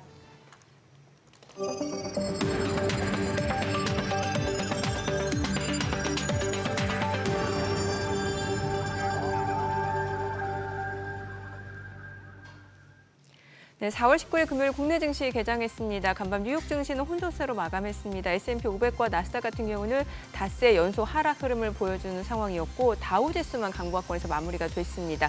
지금 미 연준의 금리 인하 기대감이 굉장히 지연되고 있고요. 그에 따라 투자 심리도 좀 위축되는 모습이죠. 다만 어제 국내 증시는 이제 빠르게 반등을 하면서 외국인 현선물 매수로 인해서 많이 올라가는 상황이었고 오늘은 일단 호가로 봤을 때는 좀 보합권이 예상이 됐는데요. 출발 지수 좀 확인해 보도록 하겠습니다. 코스피가 지금 1% 약세입니다. 호가와는 분위기가 또 다르네요. 2,600포인트. 어제 2,600선 회복이 됐는데 오늘 2,600선 지지 여부 좀 확인해 보셔야 될 것 같고요. 코스닥은 0.68% 떨어집니다. 849포인트입니다. 양시장 지금 하락 출발 보여주고 있고요. 시가총액 상위 종목 시초가 보겠습니다. 삼성전자가 1.5% 떨어집니다. 78,400원이고요. SK하이닉스가 3% 약세입니다. 176,700원. LG에너지솔루션이 2% 떨어집니다. 36만 9천 원이고요. 삼성바이오로직스가 0.8% 하락합니다. 78만 3천 원. 삼성전자 우선주도 0.6% 하락합니다. 이 가운데 현대차가 0.8% 올라갑니다. 역시 시장 떨어질 때 좀 뭔가 방어주 역할을 좀 해주는 모습이네요. 기아도 지금 상승으로 전환이 됐어요. 0.3% 상승이고요. 11만 2,700원. 현대차 기아가 상승하고요. 셀트리온은 1% 약세입니다. 17만 4,500원. 포스코홀딩스가 1% 내림세 38만 5,500원. 네이버가 0.4% 하락 흐름 이어집니다. 코스닥 시가총액 상위 종목 시초가도 보겠습니다. 에코프로비엠이 지금 현재 1.7% 약세 22만 5천 원이고요. HLB는 보합이네요. 알테오젠이 0.4% 하락 17만 5,400원. 엔캠이 0.48% 지금 상승 중이네요. 31만 7천 원에 거래되고 있습니다. 그리고 HPSP가 2% 약세 4만 3,100원이고요. 리노공업도 1.48% 하락합니다. 26만 5,500원. 셀트리온제약도 1.8% 떨어집니다. 레인보우 로보틱스가 0.7% 하락으로 16만 9,900원이고요. 이오테크닉스가 3% 약세를 나타내고 있는 상황입니다. 오늘 양시장 지금 하락 흐름 이어지고 있는 가운데서 지금 보게 되면은 상승하는 종목, 하락하는 종목이 한 2배 이상 많은 걸로 확인이 되고요. 거래소 쪽에서는 코스닥 쪽에서는 하락하는 종목이 848개 정도, 상승하는 종목이 516개. 전체적으로 하락하는 종목이 훨씬 우세한 것으로 보여집니다. 자, 그리고 오늘 시장에서 좀 상승을 보여주는 섹터, 테마 종목들 좀 확인을 해보도록 할게요. 지금 보게 되면 초전도체 관련주, CCS가 지금 7% 강세입니다. 3,945원, 덕성이 4% 상승이죠. 9,100원 선, 그리고 대창이 3.4% 올라갑니다. 신성 델타테크 1.5% 상승 보여주고 있고요. 파워로직스는 소폭 내림세가 이어지고 있습니다. 그밖에 아센디오가 2.3% 상승 보여주고 있는 모습이고요. 오늘 초전도체 관련주들 상승 보여주고 있는 상황이고, 그리고 글쎄요, 조선주 볼까요? 조선주 HD 현대중공업이 지금 1.3% 올라갑니다. HD 현대 미포도 지금 상승을 보여주네요. 그리고 삼성중공업은 내림세고 하나오션 0.4% 올라가고 있는 상황이고요. 그러니까 섹터 내에서도 종목별로는 희비, 혼조세가 이어지고 있다라고 보셔야 될 것 같습니다. 오늘 교육주들 좀 올라가고 있는 상황이긴 합니다만 상승 탄력이 그렇게 크지는 않아요. 지금 유비온이 2% 강세고요. 이퓨처도 1.6% 올라가고, 그밖에 메가스터디 교육, YBM넷 0.9%에서 1% 상승 보여줍니다. 상승폭이 그렇게 크지는 않은 상황이고요. 그래도 코스피 같은 경우는 낙폭을 좀 축소하고 있는 상황인데 수급 상황 좀 체크를 해보도록 하겠습니다. 오늘 유가증권 시장에서는 지금 현재 개인과 외국인 삽니다. 개인 투자자가 1,089억 원 순매수고요. 외국인 43억 원 순매수, 기관은 1,152억 원 매도 우위 나타내고 있습니다. 코스닥에서는 개인 투자자가 492억 원 순매수고요. 외국인과 기관은 각각 346억 원, 121억 원 순매도를 나타내고 있습니다. 자, 오늘 지금 선물에서 외국인이 빠르게 물량을 내놓고 있어요. 지금 화면에 보시다시피 4,538개 지금 순매도를 나타내고 있습니다. 지금 시각 9시 4분 지나가는데요. 오늘 외환시장 개장 상황 보도록 할게요. 달론 환율이 많이 올라갑니다. 8원 10전 상승한 1,381원에 개장이 됐습니다. 오늘 소장님 말씀 딱 맞네요. 지금 1,380원 선. 그러네요. 네. 환율 오르듯이 딱 서로 어제의 그러게요. 절반을 갖다가 되돌리고 있네요. 오후로 갈수록 이게 방향성이 어느 쪽일지는 또 지켜봐야 될 것 같습니다만. 와, 강 부장님 지금 조선 움직이네요. 조선주가. 조선주는 좀 이따 하고 아까 무슨 얘기하다가 개장 봤죠? HD 현대일렉트릭 예, 일진전기? 전력전선. 예. 예, 그거 내년에도 더 잘 벌 것이다. 실적이 네. 끝까지 들었던 것 같습니다. 네, 매매 팁을 알려주신다고 그렇죠. 팔아야 될 하셨어요. 타이밍은 분기 실적이 잘못 나왔을 잘못 나왔을 때. 생각보다 미스인데 했을 때 그때 팔아야 되지. 주가가 변동성이 커지고 올랐다고 해서 많이 올라서 네. 차익 실현하고 싶은 욕구가 생겼을 때는 좀 참아보자 끝까지. 근데 이제 좀 전에 제가 질문하면서 또 제 눈치로는 조선 쪽은 별로 뭐 관심이 없으신가 싶기도 하고. 아니 이 조선주는요 매매하기가 아주 쉬운 종목이에요. 쉬워요. 네 그렇죠. 박스권 매매만 하시면 됩니다. 박스권 그럼 오늘처럼 올라갈 때는 팔아야 되는 거고. 그럼요. 당연히 팔아요. 아, 물론 떨어질 때 사야 하루 되고. 이틀 더 올라가는 거 저는 안 먹고 말겠습니다. 왜냐하면 리스크를 지키기 위해서 오히려 이게 추세를 그냥 그어놓으시면요 그 추세대로 움직여요 항상.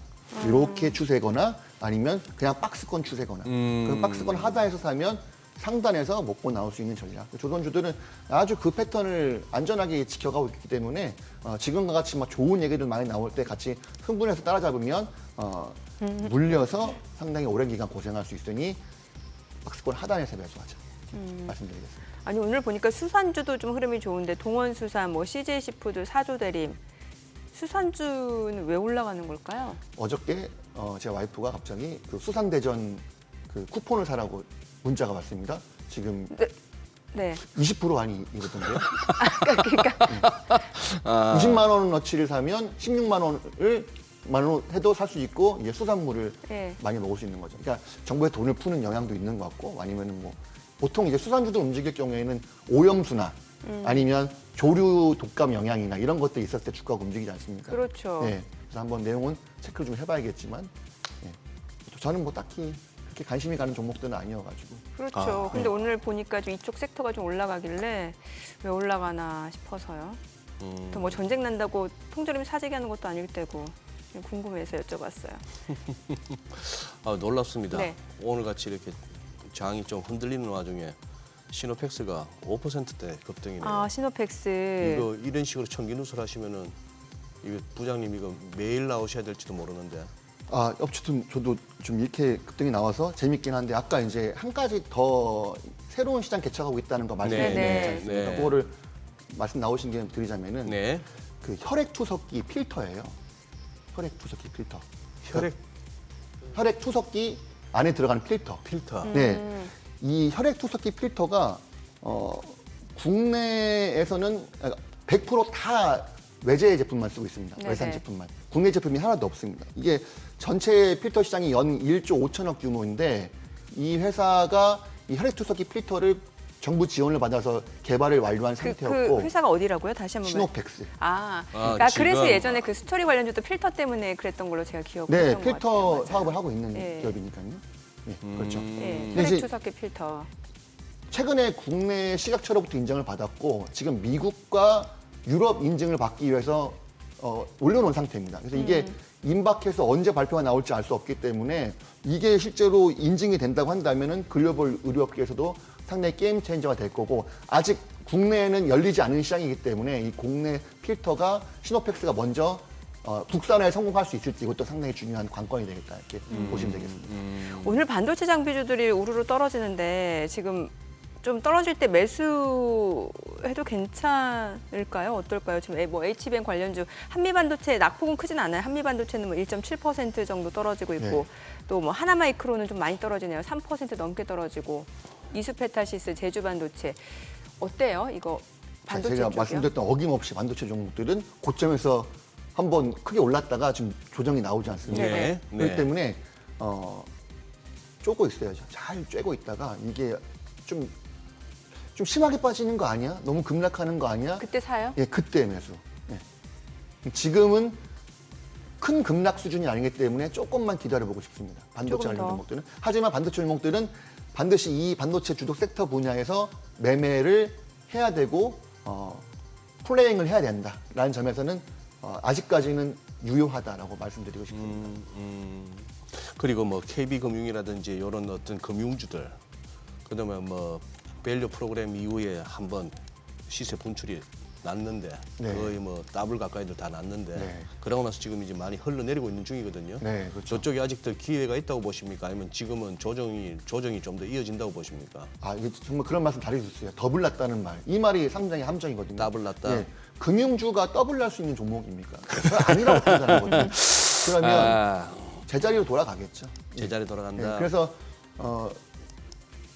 사실 이 종목들은 제가 매매에 관여하고 있거나 매매를 손을 대고 있는 종목들은 아니지만 그렇다고 해서 더 눌려서 조정이 크게 나왔기 때문에 매력적으로 보인다 이런 말하기도 좀 어려운 부분들이 있는 것 같아요. 근데 이거는 장기적인 관점에서 이 대형주들을 매매하시는 거 좋아하시는 분들이 매매하는 종목들이 네, 많습니다. 네. 그래서 그 정도로 보시면 될 것 같고 굳이 금융주 중에서 매매를 좀 해보고 싶다라고 한다면은 매번 놓치고 있지만 제주은행 정도. 예, 제주은행은 상당히 끼가 있는 종목이기 네. 때문에 눌림이 나오고 나서 1, 2주 조정 나왔다가 한 번씩 20%씩 급등이 나오는 그런 경향이 좀 있는 종목이라서 금융주에서는 한 종목 뽑자면 제주은행 정도는 좀 눈여겨보고 있다. 끼가 있네요. 11% 급등하네요. 제가 말해서 그렇게 된 건가요? 아니, 아니고 그건 이미- 아니죠.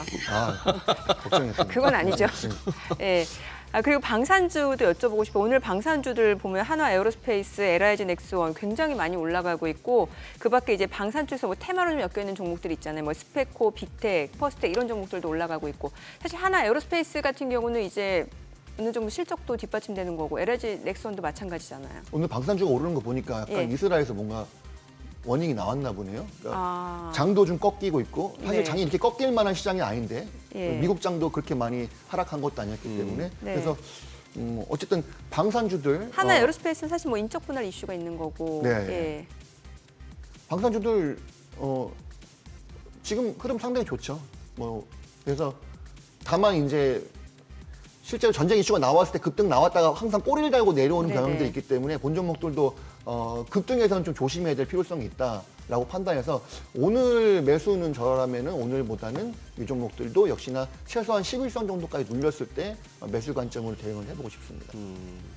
지금 조금은 이러다가 지금 분위기로 봐서는 코스피 같은 지수만 봤을 때 어제 상승폭을 다 까먹는 거 아니냐 다시 싶을 정도로 2,600선을 하회하네요. 하회하는데 코스피가. 예. 니케이도 지금 이 정도면은 상당히 큰 폭이거든요. 니케이가 1.5% 하락인 급락인데 중국도 열려봐야 되겠습니다만 지금 뉴욕 지수 선물도 그닥 뭐 좋지는 않고 외국인들이 벌써 선물에서 7,200개가 넘고 코스닥도 2,500개 가까운 순매도. 이러면 좀 어제 장이 뭐였지 싶어지네요. 그리고 강 부장님께서는 어제 같은 날 그런 식의 급등 이유를 조심하자라고 아예 처음 시작하면서 그렇게 워닝을 주셨고 그런데 이 와중에 그러면은 장을 떠날 수는 없고 우리 강 부장님 이제 꾸준히 나와주셔서 이렇게 하나씩 이제 보따리를 푸시겠지만 오늘은 준비는 안 되셨을 것 같은데 이거 한번 여쭤볼게요. 아까 제주은행을 끼 있는 종목이라 하셨는데 지금 국내에서 주식하시는 분들 가운데 이 끼 있는 종목을 갖다가 한번 손맛을 못 본 분들은 많이 이렇게 속이 상해하세요. 좋은 기업 네. 또 이렇게 길게 봤을 때 유망한 기업들을 들고 있는데 이거는 도저히 안 움직이고 도대체 저건 왜 저렇게 길길이 뛰지 싶은 종목들이 막 업종마다 돌아오잖아요. 그걸 보고 있자면 속이 따갑죠. 맞습니다. 그 말씀하신 끼 있는 종목을 갖다가 어떤 것들을 끼 있는 종목으로 보면 될까요?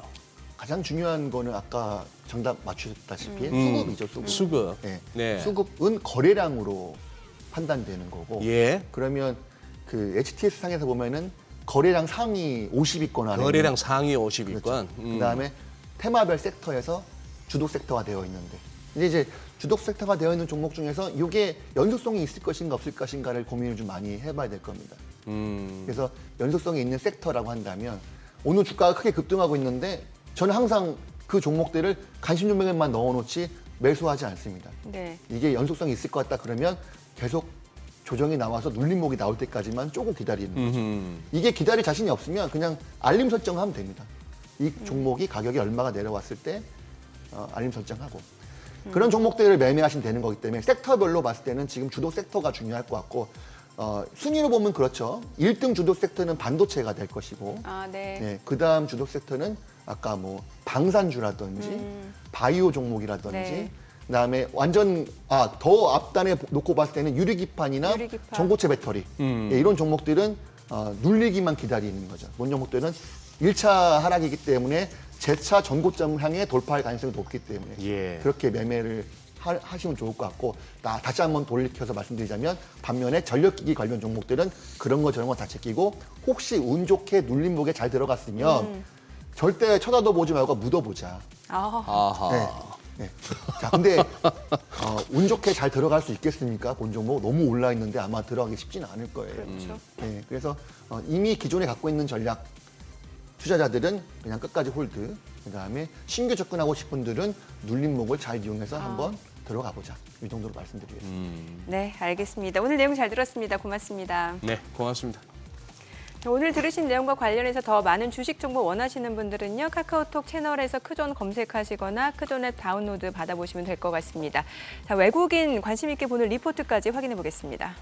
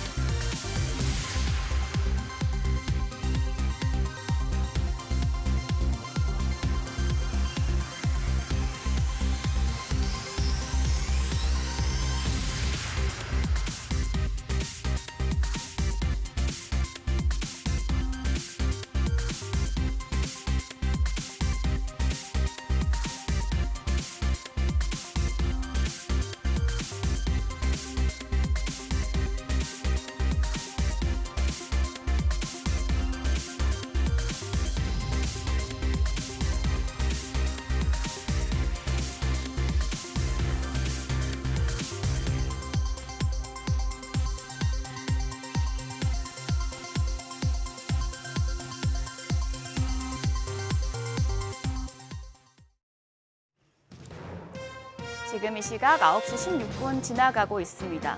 어제 급등했던 우리 시장 오늘은 좀 하락으로 추세적으로 하락하는 모습입니다. 뉴욕 증시가 금리 인하 기대 후퇴의 혼조세를 보이자 시장이 다시 흔들리고 있습니다. 오늘 코스피는 2600선 그리고 코스닥은 850선 지지 여부가 중요할 것 같은데요. 현재 장 초반 대비해서 점점 낙폭을 키워가는 모습입니다. 코스피가 1.53% 약세, 현재 2594선 지나가고 있고요. 코스닥은 1.37% 하락하면서 843선에 전개되고 있습니다. 수급 상황 보시죠. 먼저 유가증권 시장입니다. 오늘은 외국인과 기관 유가증권 시장에서 양매도가 연출되고 있습니다. 외국인 382억 원 매도 우위, 기관이 좀 많은 물량을 시장에서 빼내고 있습니다. 2,579억 원 순매도 기록 중이고요. 개인만 홀로 2,880억 원 사자 포지션입니다. 코스닥 수급 상황도 보겠습니다. 코스닥에서도 외국인과 기관 쌍끌이 매도 우위입니다. 외국인이 1,202억 원, 기관이 302억 원, 동반 매도 우위 보여주고 있고 코스닥 시장에서도 역시 개인만 1,634억 원 사자세 기록 중입니다. 오늘은 어떤 업종이 웃고 또 어떤 업종이 울고 있을까요? 오늘은 우주항공과 국방업종 가장 탄력적인 흐름 보여주고 있습니다. 또 강달러 수혜 업종인 자동차와 조선도 상위권에 이름을 올린 상황입니다. 반면에 반도체와 반도체 장비 업종, 뉴욕 증시 반도체주 약세에 동조화되는 흐름 보여주고 있고요. 은행과 게임 엔터 쪽도 오늘은 마이너스권에 자리 잡고 있습니다. 그럼 시장을 주도하는 테마 종목별로 자세하게 확인해 보겠습니다. 먼저 방산주입니다.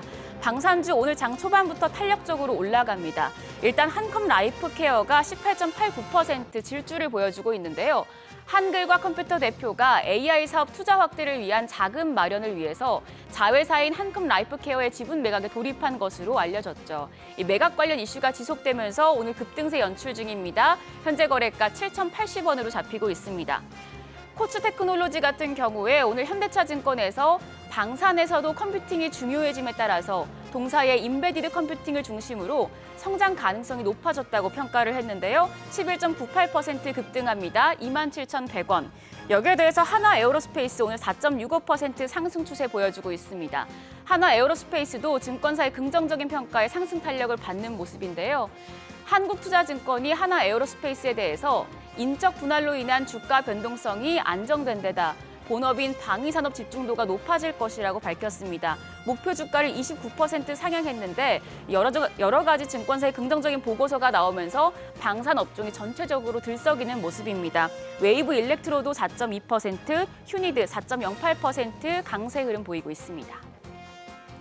다음은 비철금속 관련주입니다.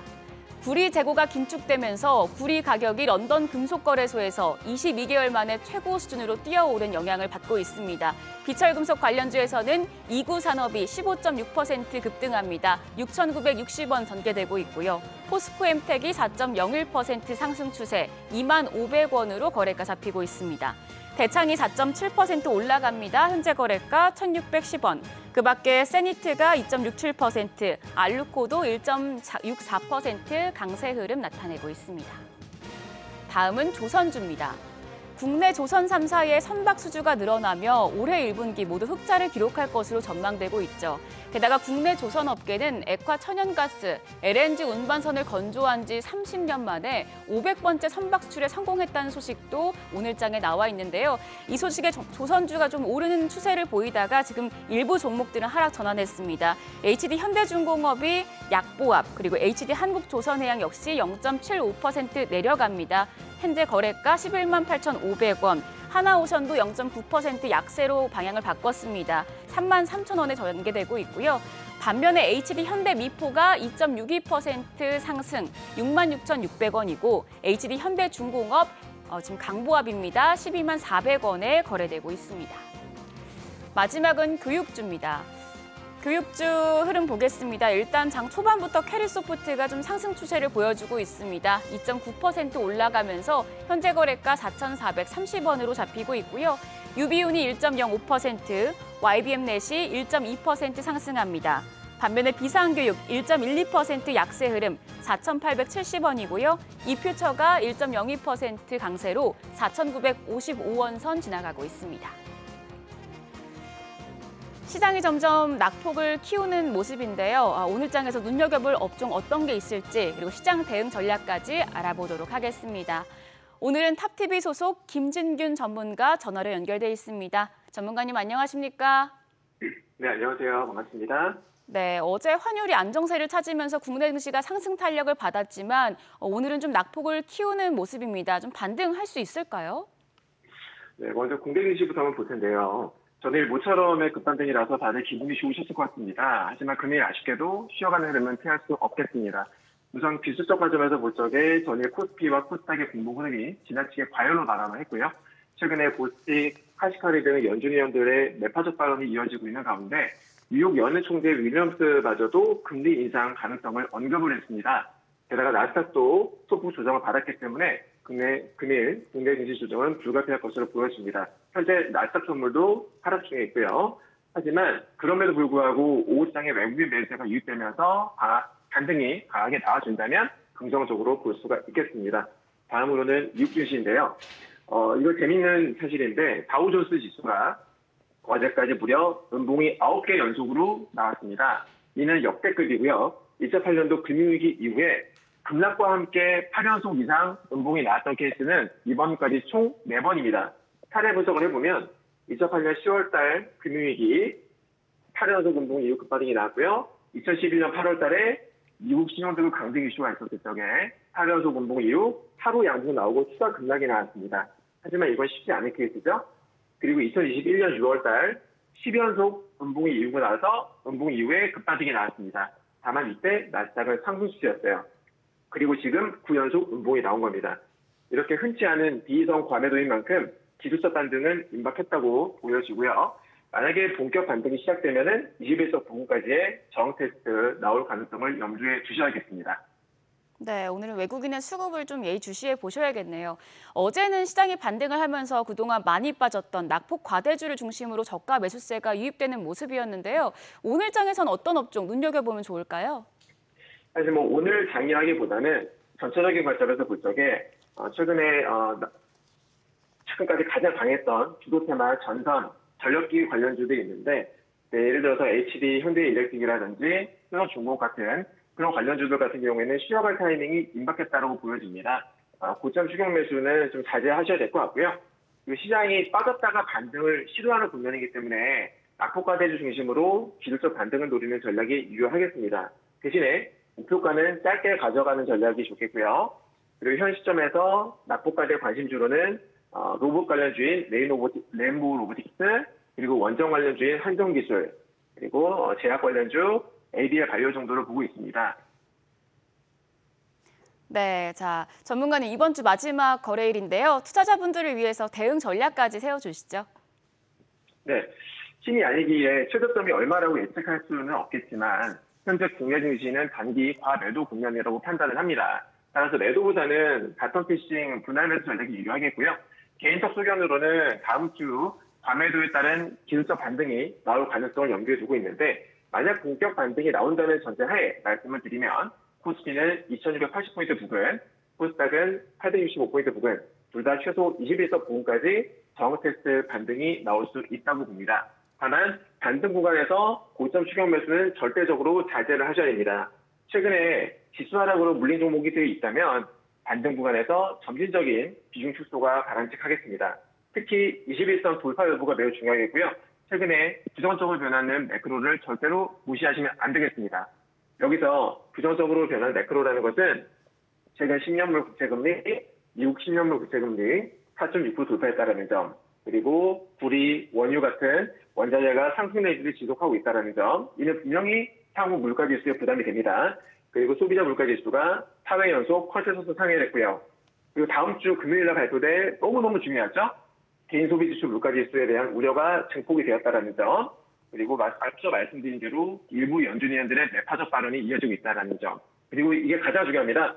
헤드워치상에서의 금리나 컨센서스가 3회에서 이제 1회로 바뀌었습니다.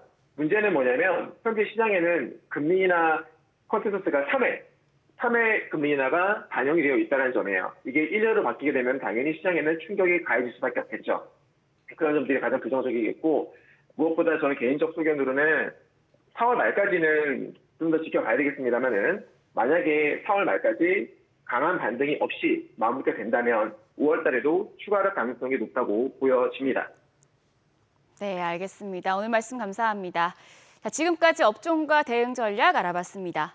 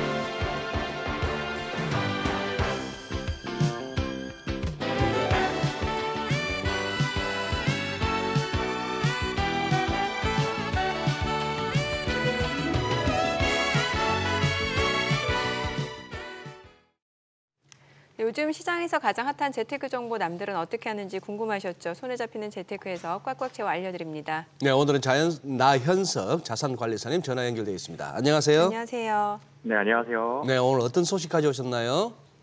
높은 금리를 앞세운 신종 자본증권에 대한 투자자의 관심이 커지고 있습니다. 그동안 기관과 고액 자산가의 전유물로 여겨졌지만 MTS를 통해 소액으로도 투자가 가능해지면서 개인 투자자들의 새 투자처로 떠오르고 있는데요.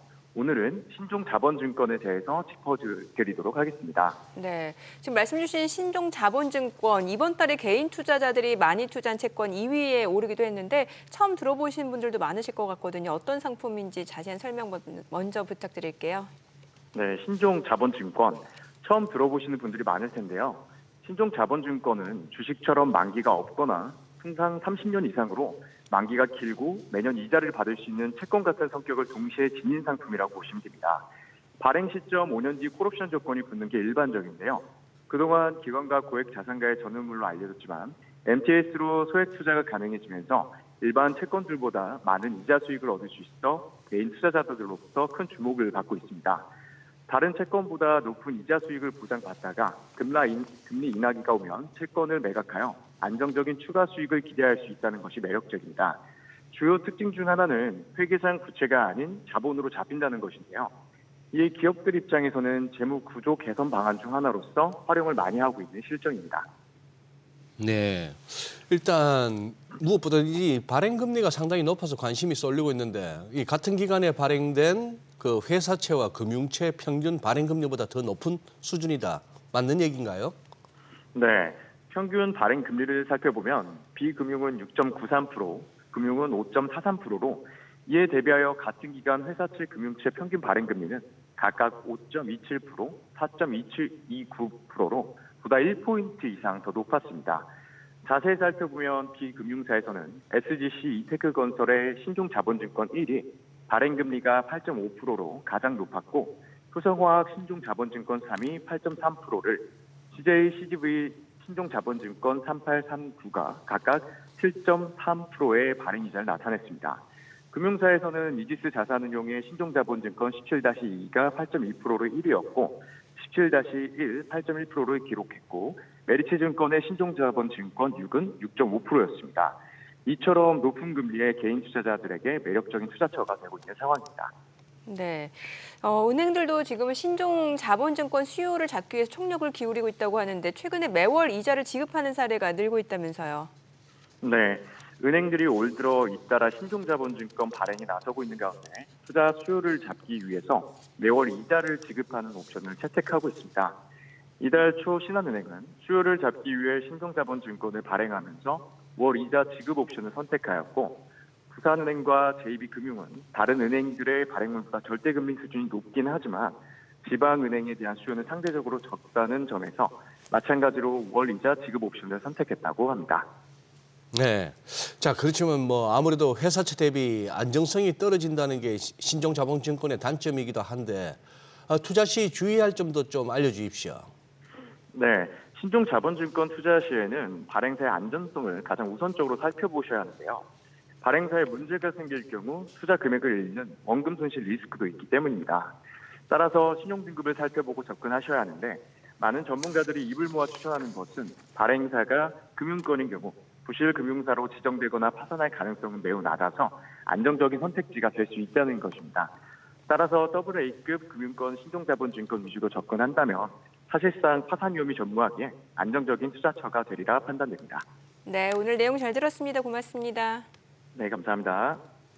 서울시가 도시정비에 두 팔을 걷어붙였습니다. 재건축 단지에는 줄줄이 심의 통과 소식도 들려오고요. 또 대대적인 인센티브 도입에 업계 내에서는 기대감도 느껴지고 있다고 합니다. 네, 여기에 또 최근 청약 시장에도 훈풍이 불어오면서 침체된 부동산 시장도 조금씩 기류가 바뀌고 있는 거 아니냐 하는 얘기도 나오고 있습니다. 자, 오늘도 부동산 소식 다양하게 한번 살펴보도록 하겠습니다. 도시화경제 송성현 대표 오늘도 함께하십니다. 어서 오세요. 네. 어서 오세요, 송 대표님. 네. 요 서울시 재개발 얘기 먼저 한번 짚어보죠. 사실 뭐 역세권이 뭐 개발도 많이 돼 있다고 하지만 또 어떻게 보면 가장 또 정체돼 있고 낙후돼 있는 곳이기도 하고 서울에 다니다 보면은 네. 자, 이번에 서울시에서 이제 역세권 개발 활성화를 위해서 용적률을 얼마까지 1,300%까지 네. 요거 한번 알려주시 내용을. 서울의 그 일반 상업 지역이 용적률이 한 800% 정도 되거든요. 네. 그러니까 우리나라 전반적으로 광역시를 보면 광역시가 한 1000% 정도 돼요. 근데 1000% 대비했을 때도 낮고 또 역세권을 중심으로 어떤 뭐 지역 경제라든지 어떤 뭐 활성화를 해야 되는데도 불구하고 조금 부족하다라는 평가들이 있습니다. 제가 들어오기 전에 확인을 해보니까 2023년도에 2호선의 그 승하차 되는 한 인원들을 보니까 260만 명 정도가 차량을 또 승하차를 하고 있고요. 서울 같은 경우는 지금 1호선부터 한 8호선까지 있잖아요. 예. 승하차 요인 그 인원들 8호선에 보니까 9호선. 1호선부터 8호선까지만 기준에 예. 보고 뭐 9호선 같은 경우는 좀 다른 뭐 개념이니까 그것만 해도 한 30억 명 정도가 승하차를 해요. 그러니까 엄청나게 이렇게 승하차하는 인원들이 있는데 여기 유발되는 어떻게 보면 이 흘러가는 사람들 하나하나가 뭐 생산성을 키울 수 있고 또 소비를 할 수 있는 인원들이잖아요. 근데 이런 역세권을 스쳐 지나간다라는 거는 좀 안타까운 거죠. 그래서 역세권 주변을 활성화하는 그 정책들을 만들어냈습니다. 그래서 지하철역 반경으로 보면은 350m 내 그리고 면적으로 보면은 1,500에서 1만 제곱미터 용지 정도가 됩니다. 그 면적 전반적으로 보면은 여의도 공원 얘기 많이 하는데 여의도 공원의 한 4배 정도 되는 규모다라고 볼 수 있고요. 역을 중심으로 항상 개발을 했었는데 역하고 좀 뒤에 있는 노선 상업 지역이라고 해서 상업 지역하고 뭐 주거 지역 이런 것들이 좀 혼재된 지역들이 있어요. 그런 지역까지도 확대를 하게 됩니다. 그렇게 되면은 고밀도로 개발을 하면서 이런 뭐 다양한 인센티브, 그 다음에 용적률 뭐 이런 것들을 미적용하게 된다라면 역세권 활성화에 굉장히 크게 기여를 할 수 있다라고 보여지고요. 이런 상향된 용적률 보면은 공공기여라고 해가지고 개발을 하는 그 안에서 일정하게 공공에 기여를 하다 보니까 수익성이 좀 떨어지는 부분들이 있거든요. 그런 수익성들을 보존을 해주기 위해서 공공기여하는 부분들을 뭐 최대한 좀 줄여주려고 하는 그런 모습이라고 볼 수 있고요. 그리고 우리가 일반적으로 보면 그 강남의 주요 지역들 보면 도산대로라든지 그다음에 강남대로 이 일대도 그 노선 상업 지역들이 있거든요. 그 도산대로들 보면 어떻게 보면은 고층 같기도 하면서도 뭐 생각보다 테헤란로 대비했을 때는 고밀로 개발은 되지 않았어요. 맞아요. 예, 그런 지역들하고 강남대로 같은 경우는 이렇게 그 용적률 인센티브를 받아서 개발을 하게 된다면 곳곳에서 다양한 역세권 안에서는 우리나라의 뭐 이 정도 그 높이와 또 용적률 활용하게 된다면 곳곳에서 랜드마크성 건물들도 탄생할 수 있을 정도로 지역들의 뭐 활성화할 수 있는 뭐 방안들을 제시를 했다라고 봐야 될 것 같습니다. 뭐 종상향으로 이제 용적률이 대폭 올라가게 되면 이제 사업성 측면에서 그동안 뭐 막혔던 개발에 도움이 될 것 같은데 이제 문제는 공공기여분인 것 같아요. 이게 공공기여분이 좀 들어가게 되면 사업성이 떨어지는 건데, 근데 이게 좀 상세할 만한 내용도 좀 있다면서요? 네, 그렇습니다. 지금 그 혁신 친환경 건물에 대한 그 용적률을 상향을 하게 된다라면 이런 공공기여는 이제 미적용을 받는 인센티브예요. 그러니까 공공에 기여하는 측면에 대해서 적용을 안 받는 거죠. 그래서 이게 왜 공공기여를 왜 안 하냐라고도 얘기할 수 있겠지만 미관상 굉장히 뭐 어떻게 보면은 기여하는 측면들도 있는 거겠죠.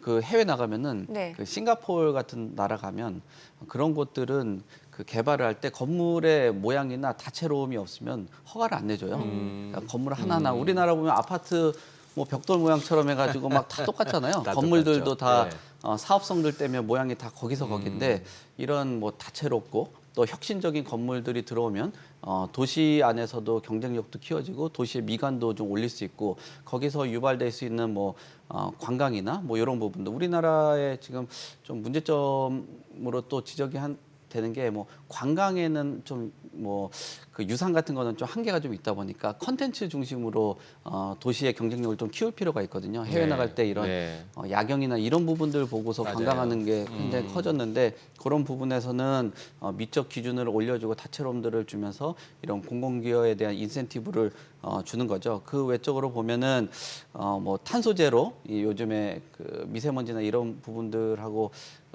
또 에너지 요 부분들 좀 심각하게 생각을 하잖아요. 도시 안에서는 그런 부분들 그리고 관광이라든지 숙박 관련된 인센티브도 주어지다 보니까 이렇게 되면 모두 적용을 하면은 1,100% 정도를 할 수 있습니다. 뭐 물론 이런 부분들이 좀 그 요즘에 공사비나 금리가 올라가서 좀 부담스럽다라고 그 얘기들은 하겠지만 이 정도 인상된다라면은 그래도 개발하는 데 있어서 좀 매력적으로 좀 다가오면서 뭐 시행업체나 이런 분들 같은 경우는 뭐 토지 매입을 하고 또 개발을 하는데 좀 적극적으로 들어갈 가능성이 좀 커졌다라고 볼 수 있을 것 같습니다. 네, 좀 전에 송 대표님 말씀하시는 중에 자료 화면 나온 걸 이렇게 보고 있으니 죄다 똑같이 생긴 그 회색 잿빛의 그 아파트밖에 없네요. 나오네요. 그러니까 아니 유럽 엉망이죠, 엉망 솔직히. 유럽 같은데 뭐 하다못해 세계 테마기행 같은 것만 보더라도 그 예쁜 집들, 도로 그런 것만 보는 재미도 쏠쏠한데. 그렇죠. 네. 한국에서 뭘 보여주죠? 서울에 와서. 저 와가지고 이제 한강? 뭐 한강 보거나 뭐. 그 아파트 구경하는 것밖에 없죠. 아파트 구경밖에. 그러니까요. 좀 저런 부분은 진짜 아쉽습니다.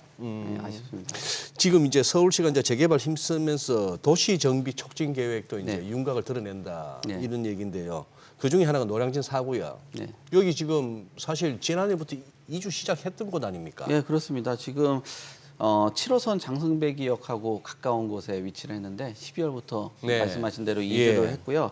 여기에 이제 2009년부터 재정비 촉진 구역으로 지정을 했어요. 그리고 3년 뒤에 관리처분 계획 인가를 받은 곳인데 저기 그래프에 나온 것처럼 노량진역하고 장승배기역하고 가깝습니다. 상단에 보면은 노량진 그 수산시장을 건너서 가면은 여의도거든요. 예. 예, 그 많은 직장인들이 있기 때문에 배후 주거지로 훌륭한 지역이라고 볼 수 있고요. 여기에 지금 지하로는 6층, 지상은 35층, 844가구 정도가 이제 들어서게 됩니다. 노량진 지역 많이들 가셔봤겠지만 여기 이제 도로 여건이나 이런 부분들이 좀 열악했던 좀 지역이거든요. 그래요. 네. 예, 그리고 뭐 가끔씩 저도 뭐 컵밥도 뭐 친구들 만나러 가고 먹고도 했었는데 예. 그 밑에 거기 먹다가 좀 밑으로 내려오다 보면은 이 지역들을 좀 만날 수 있습니다. 거기에 정비 기반 시설이나 이런 부분들이 좀 들어가다 보니까 뭐 도로도 좀 좋아지고 화재 같은 거 나고 그러면 위험하잖아요. 네. 차량 진입 못하면 위험한데 이런 그 안전적인 부분에서도 좀 긍정적으로 볼 수 있겠죠. 그래서 공공 보행 통로 같은 경우도 3m에서 한 6m 정도로 확대가 되다 보니까 이런 부분도 좀 개방적으로 보여지고 그다음에 공공기여하는 게 그냥 이런 뭐 단순히 주택이나 이런 부분을 떠나서 뭐 지역 안에 그 체육시설 이런 것들 건립을 하다 보니까 아무래도 그 지역 주민한테도 좀 도움이 되는 그런 개발 형태가 되지 않나 그렇게 보여집니다. 저쪽 지역 상점벽해가 이루어지겠구나. 네. 사실 그 노량진 수산시장 옛날 기억 한번 떠올려 보시면 네. 많이 좋아졌잖아요. 새로 그렇죠. 불가고 예. 깨끗해지고. 네. 음식 맛은 근데 그때가 좀 더 그립더라고요. 사실 그 말씀들 많이 하죠. 예? 옛날에 막 호객 행위하고 밑에 막 물 흥건하고 할 때 그때 맛은 더 좋았다는 얘기는 있긴 있어요. 그래. 최근 서울시에서 이제 건축 심의가 줄줄이 통과됐는데 눈에 띄는 곳이 이제 용산구 한남 5구역 그리고 네. 이제 동작구 흑석 9구역. 네. 이게 한강뷰 단지로 이제 조성될 예정이기 때문에 네. 뭐 많은 관심을 받고 있는 상황인데 네. 특히 한남 5구역이 지금 2,600가구라면서 이거 대단지 아니에요? 예, 그렇죠. 지금 지상 23층에 예. 2,592가구 그러니까 2,600가구 예. 정도 네네. 되는 거겠죠. 그래서 이제 한강부터 남산까지 되는 그 지역에 어떤 뭐 큰 그림 그리고 고급 주거지가 탄생된다라고 봐야 되겠는데요. 개발업이나 부동산 업계에서 보면은 그 한남동 보면은 우측에 보면 옛날에 유엔빌리지 해가지고 한남더일 그다음에 나인원 한남 이렇게 있는데 요즘에는 그 한남동의 부촌의 지도가 약간 왼쪽으로 가고 있어요. 공원 쪽으로. 네네. 그러니까 뭐 더 파크사이드 한남이라든지 그다음에 그 유엔사 부지나 그 용산공원들이 들어오는 이쪽이 이제 앞으로의 예. 그 미래 지역인데 그 하단 쪽에 있는 곳이 한남 5구역입니다. 여기에 한남 5구역 같은 경우는 그래도 뭐 입지나 사업성이 가장 좋다라고 또 평가를 받는 재개발 사업지다 보니까 많은 관심들을 갖고 있고요. 그리고 한남 그 우리가 소위 말하는 배산임수라고 하죠. 앞에는 한강이 있고 뒤에는 산이 있는 그런 그 입지라고 볼 수 있을 것 같습니다. 그 외적으로도 보면은 영등포에 있는 물레동이라든지 또 흑석 9구역 같은 경우도 건축 심의를 통과를 해서 예. 앞으로 이 지역 전반적으로 봤을 때 양질의 그 공급이 나온다라고 볼 수 있을 것 같아요. 그리고 양질의 공급이라는 게 아까 그 회색빛 아파트뿐만 아니라 말씀하신 대로 주변에 경관하고 또 잘 어우러지는 게 이제 양질의 그 건물이라고 볼 수 있는 것 같은데 네. 그 부분에서 뭐 건축에 대한 그 심의 통과한 내용들 그것을 바탕으로 개발을 한다라고 하면은 뭐 경관하고 어우러지는 명품 주거지가 탄생된다라고 볼 수 있을 것 같습니다. 그래요. 예. 다음에 저쪽도 한번 네. 짚어봐 주시죠. 저 교통 호재로 좀 GTX. 들썩들썩하는데 GTX 이제 네. 개통했잖아요. 네. 수서 동탄이. 네. 그랬는데 지금 그쪽 지역에 어떻게 집값이나 이런 분위기는 어떤가요 지금? GTX-A 들어오고 나서는 네. 집값들이 굉장히 좋아요. 그리고 좋다라는 표현이 뭐 그 주택 가격이 상승했다라고 볼 수 있겠죠. 지금 그 버스로 1시간 정도 걸리던 거리가 사실 20분 정도로 단축이 됐다라는 거는 접근성이 크게 개선된다라고 볼 수 있을 것 같고요. 그리고 A 노선 중심으로 해서 그 교통 효과가 있다 보니 오산이라든지 지금 천안, 아산 여기도 A 노선은 아니지만 C 노선이 추가 연장에 대한 얘기들도 나오고 있거든요. 그래서 뭐 수혜지가 될 수 있다라는 얘기들도 있긴 합니다. 다만 A 노선하고는 조금 그 연장이고 그리고 또 그 신호선 같은 경우는 아직 속도 면에서는 좀 다르기 때문에 그 속도라는 거는 개통 시기에 대한 속도가 좀 다르기 때문에 이런 부분은 좀 유의를 해볼 필요가 있을 것 같은데 GTX의 파급력이 큰 상황에서는 그래도 그 집값에는 좀 긍정적으로 작용할 수 있다라고 보여집니다. 저 한번 송 대표님 저 타보셨어요? 저 일부러라도 한번 타봐야겠네요. GTX. 네, 한번 타보십시오. 네. 타보셨어요? 저는 그 GTX 주변에 상업 그 시설들을 좀 많이들 이용을 했었습니다. 근데 타로는 차 타고 다녀가지고 네. 애 키워야 돼가지고 애 지하철 타고 좀 힘들어요. 알겠습니다. 네네네. GTX는 나는 내가 어떻게 GTX 타냐 당신이나 타라 이렇게 알아들었습니다. 예. 그렇게 해석은 하시지 마시고요. 소장님이 얼마나 빠른지 한번 타보고 알려주세요. 제가 알겠습니다. 다음 주 안에 타고 오겠습니다. 오케이, 좋아요. 약속하고. 네. 네. 아니 이게 집값이 많이 오르긴 했는데 보통 이제 집값이 더 오를 거다라는 기대감이 있으면 보통 매물을 좀 걷어들이잖아요. 네. 그런데 어때요? 그런 분위기는 아닌가 봐요. 뭐 매물 늘고 있다 이런 얘기도 뭐 들리는 두 가지 것 같아요. 측면으로 볼 수 있어요. 예. 그 매물을 걷어들이는 측면도 있고 예. 이제 투자로 많이 들어갔기 때문에 투자해서 이익 실현을 기대를 해보려고 나오는 것들도 있겠죠. 그러니까 지금 뭐 어느 정도 매도 타이밍 같은 것들을 보고 이제 이동을 하시려는 분들도 있거든요. 사실 동탄이라는 지역 자체가 가격이 좀 많이 오르고 지금 나와 있는 것처럼 오산 그 청계동이라든지 뭐 동패동, 다일동 이런 것들이 증가율이 늘어났다라는 거는 이익 실현에 대한 그 기대감들을 가질 수밖에 없거든요. 왜 그러냐면 동탄의 린스트라우스라는 곳이 2018년도에 분양을 했는데 그때 당시 3억 8천에 분양을 했어요. 근데 올해 3월 기준으로 봤을 때 11억 한 6천 정도의 거래들이 되고 있고 매물들이 나오고 있는 그런 상황이거든요. 그렇기 때문에 단순히 뭐 집값 올라가는 것도 중요하겠지만 이 정도 되면 이익 실현을 또 기대를 해보고 차익을 한번 도전을 해보는 거겠죠. 근데 이렇게 물량들이 많이 늘게 된다라면은 수요자들도 선택의 폭이 넓어지기 때문에 신중한 선택을 하면서 오히려 매물 늘어남 현상으로 있어서 가격들이나 뭐 호가들 뭐 이런 부분들은 조정될 가능성들이 충분히 있습니다. 근데 뭐 이 교통 호재 하나만 갖고 집값 상승세가 이렇게 뭐 유지된다, 뭐 네. 많이 오른다 기대하기는 좀 어렵겠는데. 저 주변 개발도 잘 돼야 되는 거 아니에요? 네, 그렇죠. 근데 요즘 여주시가 자주 회자되더라고요. 예, 그렇습니다. 왜냐하면 교통 호재로만으로는 지역을 그 지탱하기 좀 어렵거든요. 네네. 그 교통하고 관련된 뭐 인구수라든지 산업들이 그 형성이 돼줘야 되는데 여주 같은 경우가 지금 그 중심 여주역 주변으로 도시재생 사업을 하고 있고요. 그 다음에 경기도가 동부권에 한 43조 이상 되는 규모로 지금 대규모 SOC 개발을 발표를 했습니다. 그러니까 산업하고 뭐 교통이 좀 연계가 되는 거겠죠.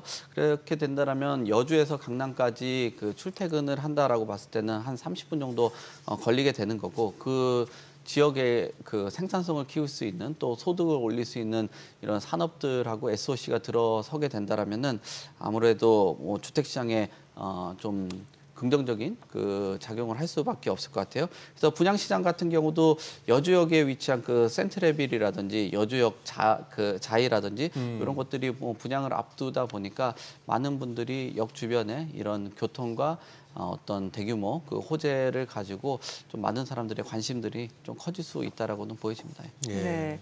청약 시장도 여쭤보고 싶은데 요즘 청약 저축 가입자 수가 다시 좀 늘어나고 있다면서요? 예, 그렇습니다. 지금 분양가는 올라가고 있는데 예. 청약 수요들이 올라간다라는 거는 청약 시장의 좀 개편을 통해서 많은 수요자들의 그 수요층이 좀 확대가 됐다라고 볼 수 있을 것 같아요. 지금 3월 기준으로 봤을 때는 뭐 한 2,556만 명 정도 되는데 이게 2개월째 계속적으로 늘어나고 있습니다. 서울하고 수도권을 중심으로 청약 통장이 늘어나면서 많은 분들이 청약의 그 당첨 기회를 그 노리는 것 같고요. 이게 2010년부터 계속 올라가다가 2022년 7월부터는 좀 떨어졌었거든요. 네. 근데 청년들에 대한 그 혜택도 키워지고 그리고 뭐 지금 여러 가지 기회들이 커지다 보니까 아무래도 신청자들이 꾸준히 늘고 있습니다. 이 청약 통장뿐만 아니라 가점하고 경쟁률도 높아지고 있는 그런 상황이기 때문에 청약 시장에 뭐 이런 봄 기운이 조금씩 들어서고 있는 그런 흐름이라고 볼 수 있을 것 같습니다. 그동안에 뭐 청약홈 개편한다고 조금 청약 일정이 좀 미뤄졌었던 것이 네. 이제 다시 이제 시작되는 거죠. 예, 그렇습니다. 그것도 있고 또 총선 지나고 나니까 예, 그런 부분들도 있을 것 같습니다. 근데 서울 외에도 뭐 좀 괜찮은 데가 있다면서요, 청약 성적이? 네, 지금 보면은 그 하남, 그 남위례, 그러니까 네네. 성남 지역들이 되겠죠. 예, 위례나 뭐 하남, 그 다음에 성남 뭐 요 지역들로 해가지고 네. 뭐 전반적으로 나오고 있는 것 같고요. 그 서울하고 인접한 지역들 같은 경우는 뭐 역시나 청약 경쟁률이 뭐 서울에는 못 미친다라고 해도 그래도 많은 사람들이 관심을 가질 수밖에 없을 것 같아요. 왜냐하면은 생애 최초라든지 신혼부부 특공 뭐 이런 것들이 한 20% 정도 우선적으로 배정을 하고 있기 때문에 많은 사람들이 관심을 가질 수 있을 것 같고요. 그리고 서울 외적으로도 보면은 대구가 한때 미분양 무덤이었거든요. 예.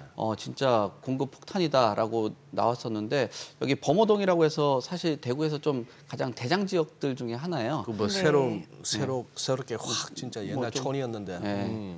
저희도 뭐 아버지가 고향이 대구인데 거기 예전에 뭐 신천동이나 동구 이쪽에 뭐 별로 안 좋아했었는데 뭐 여기 뭐 범어동 같은 제가 경우 뭐 깨구리 소리 들으면서 그 등교하고 그랬습니다. 중학교 예, 때. 썰매도 타고 예, 그러셨죠. 예. 예, 여기 그 두 자릿수 16대 7 정도 나올 정도로 그 예전에 뭐 1대1도 안 나왔던 지역들 뭐 이런 데 두 자릿수라는 거는 굉장히 크게 개선됐다라고 볼 수 있을 것 같습니다.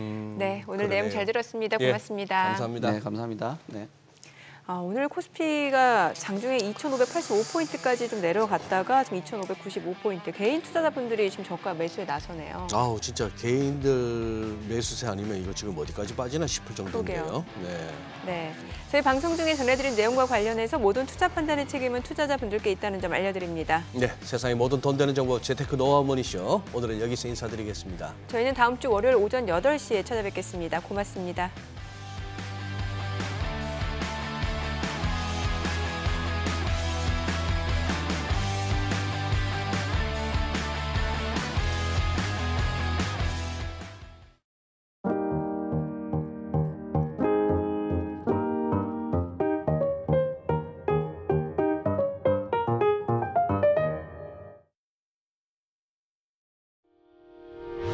의견 있는 경제 채널 SBS 비즈